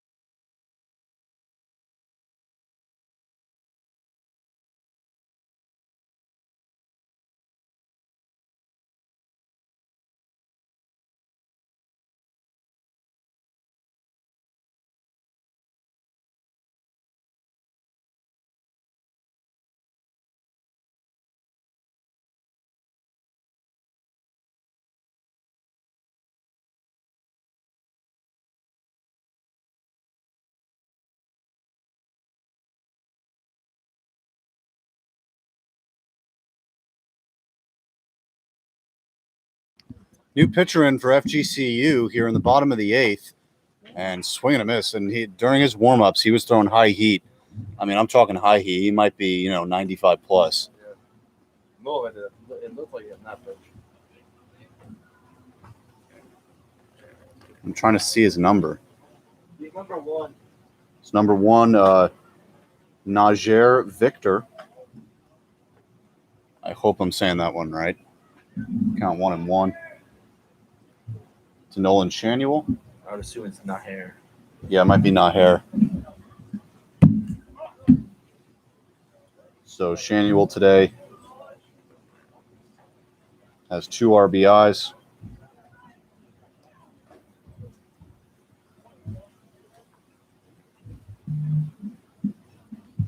The 1-1 inside, 2 and 1. Get that fast fastball with that off speed. Pretty slow on that one. Coming on there. Looked pretty slow. Yeah, change of speed. Yeah, and that's a nice change of speed to try and get him off balance. And the 2-1. That was a nice breaking pitch. Got Shanuel lunging, which we don't see much from him. It's 2-2.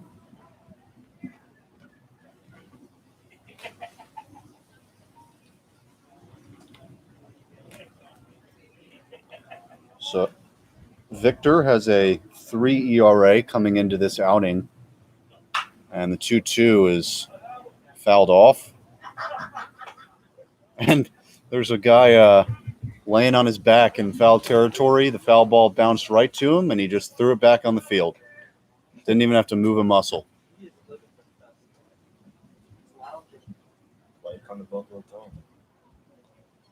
And the 2-2. Swing and a miss. High heat. 1 out. Nothing no one can do there. Now batting for FAU. Here's Mitch Hardigan. Number 24. 0 for 3 today with 2 walks. Hardigan.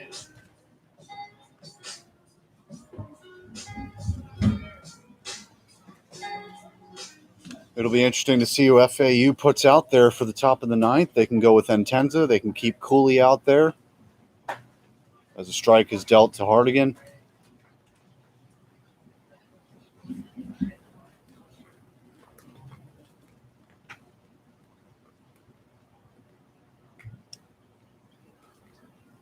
They could also go with Visconti.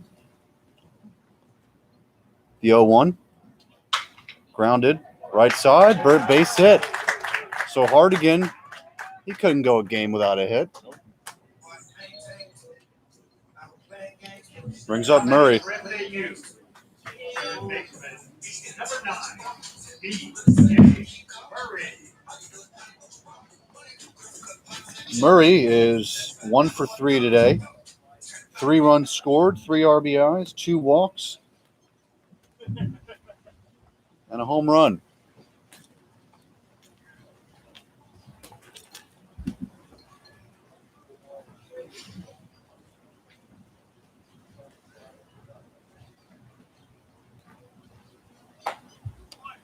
And that's 0-1 to Murray.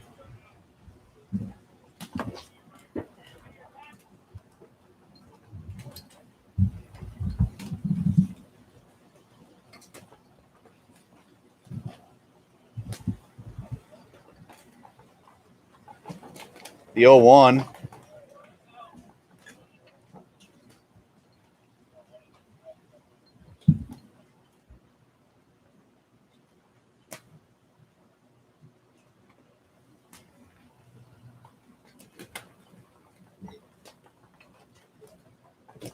Looking for him to throw that heater here.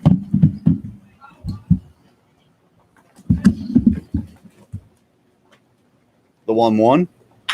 Grounded. Up the middle. Base hit. Hardigan round second. He's on his way to third. And that is Murray's second hit of the day. When you throw hard and they hit that ball, it's coming off that bat hard. And that's what we've seen the past 2 base hits. They're hit to the infield. They're coming off those bats very fast. And Yeah. the fielders can't react in time. That reaction time's a lot less. Is Jared DeSantolo steps in for Caleb Pendleton. He steps in and makes sense, usually starting in the lineup. on the season. We'll get his stats in a second, but he's a good hitter. He's usually the starting DH, just sat against the lefty today. Big O McGran here in the 9th inning. Catch. Runners on the corners, 1 out. Bottom 8, 13-9 FAU. I would assume so.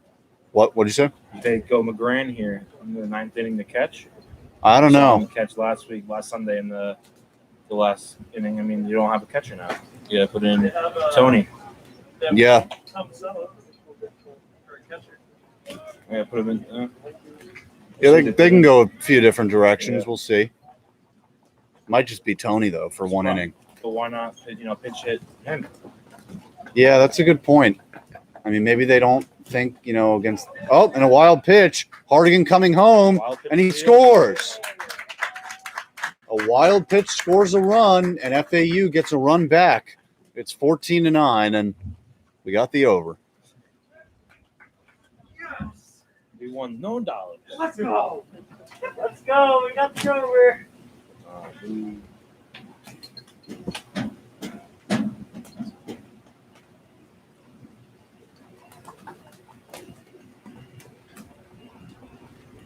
Count 1-1, 1 out.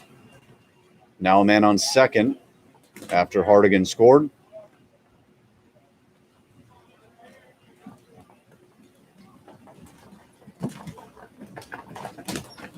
And a strike. Count now 1-2 to Jared DeSantolo.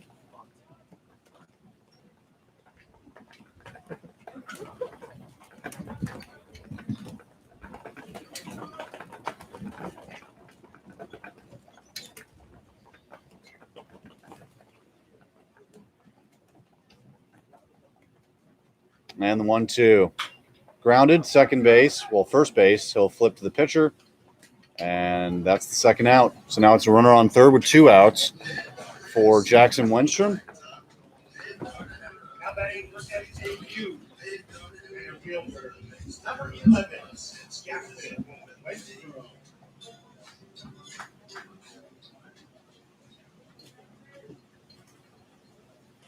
Wenstrom's 0 for 3 today with 2 walks.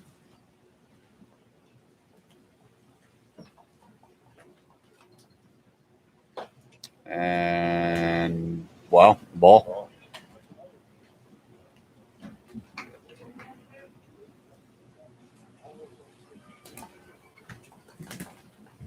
Runner on third, 2 outs, bottom 8, 14-9 Owls. Sam Lowe might get that extra at bat here as Wenstrom takes a strike, 1-1. Maybe he can hit for the cycle, Mark. Maybe. Cool to see.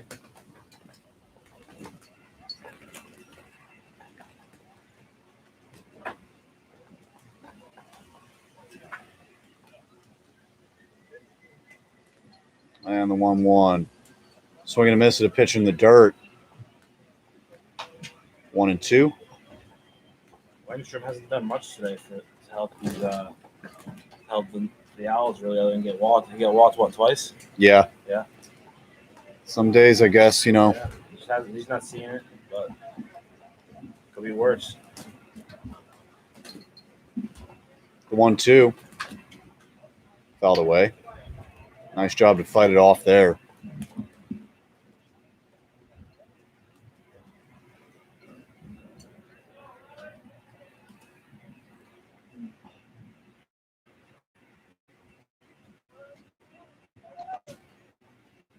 One, two, and a strikeout. So that'll end the inning, but FAU picks up an insurance run. It's 14-9 as we head to the 9th. Oh, here comes Tony. And yeah, Nicholas Tony is going to catch this 9th inning in place of Caleb Pendleton. And I don't know who's on the mound, but oh yeah, it is Hunter Cooley. So at least for now, he will be finishing off this game. And we'll be back when the top of the 9th starts.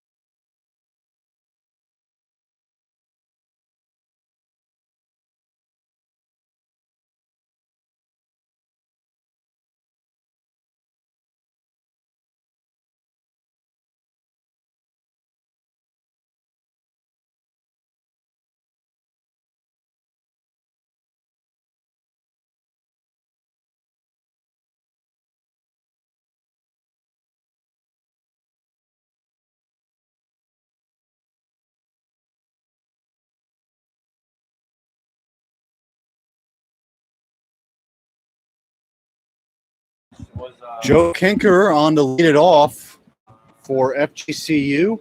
He hit that 3-run home run a few innings ago, hitting 429. And he's been an FAU killer this series. He had a great game on Friday night in that 8-0 victory as Cooley deals a slider in there for a strike. It's 0-1. So Cooley gave up a run last inning on that home run, but his ERA still at 2.31, and a beautiful slider dealt in there, swung on and missed. It's 0-2.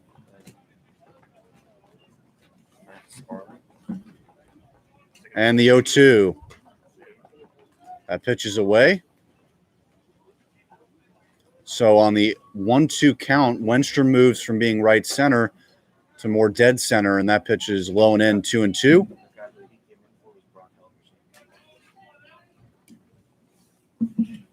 And Cooley deals 2-2. Softly grounded into the FGCU dugout.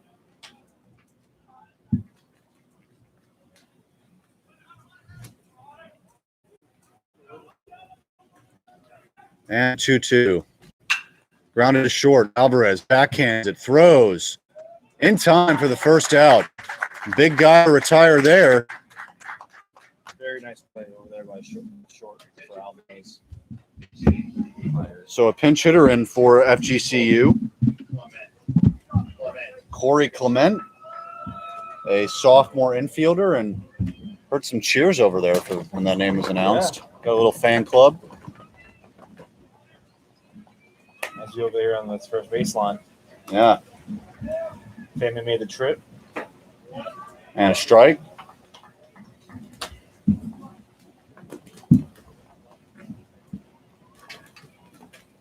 And that was he just got that ball back and made that pitch. That's what he's known for. All right, ready to go again, Cooley. And grounded to short again. A tough one. Throw to first in time. And now FGCU is down to their final out. I'm surprised he probably could have beat that out if he actually ran. Yeah, no, He was I didn't even jogging see. on the first So he was baseline. jogging? Yeah, Wow. that looks bad.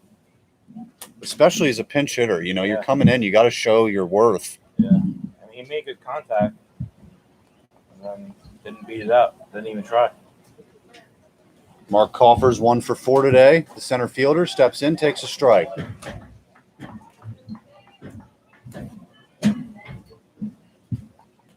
The 0-1. 0-2, and Cooley changed that windup a little bit with that hesitation midway through. So down to their last strike. The 0-2. Swing and a miss, strike 3, and that'll do it. FAU takes this one 14-9. FAU goes to 8-2. FGCU falls to 7-3. FAU splits this series with FGCU 1 game apiece. And on the season series between the two, FAU's taken 2 out of 3. These two teams will meet again in Fort Myers on March 30th. FAU's next game will be on Tuesday on the road against the Miami Hurricanes. It'll be a big game. We won't have that game for you, but you can find it on TV somewhere. We want to thank everyone for listening tonight. Next week, check the Strictly Sports P Twitter and the FAU Owl Radio Twitter for information on where the game will be. We'll have our new technology in for the game next week, so we hope you all tune in. Thank you, everyone, for listening this week. For Mark Papaleo, I am Jacob Brown, and we will see you next week versus Indiana State.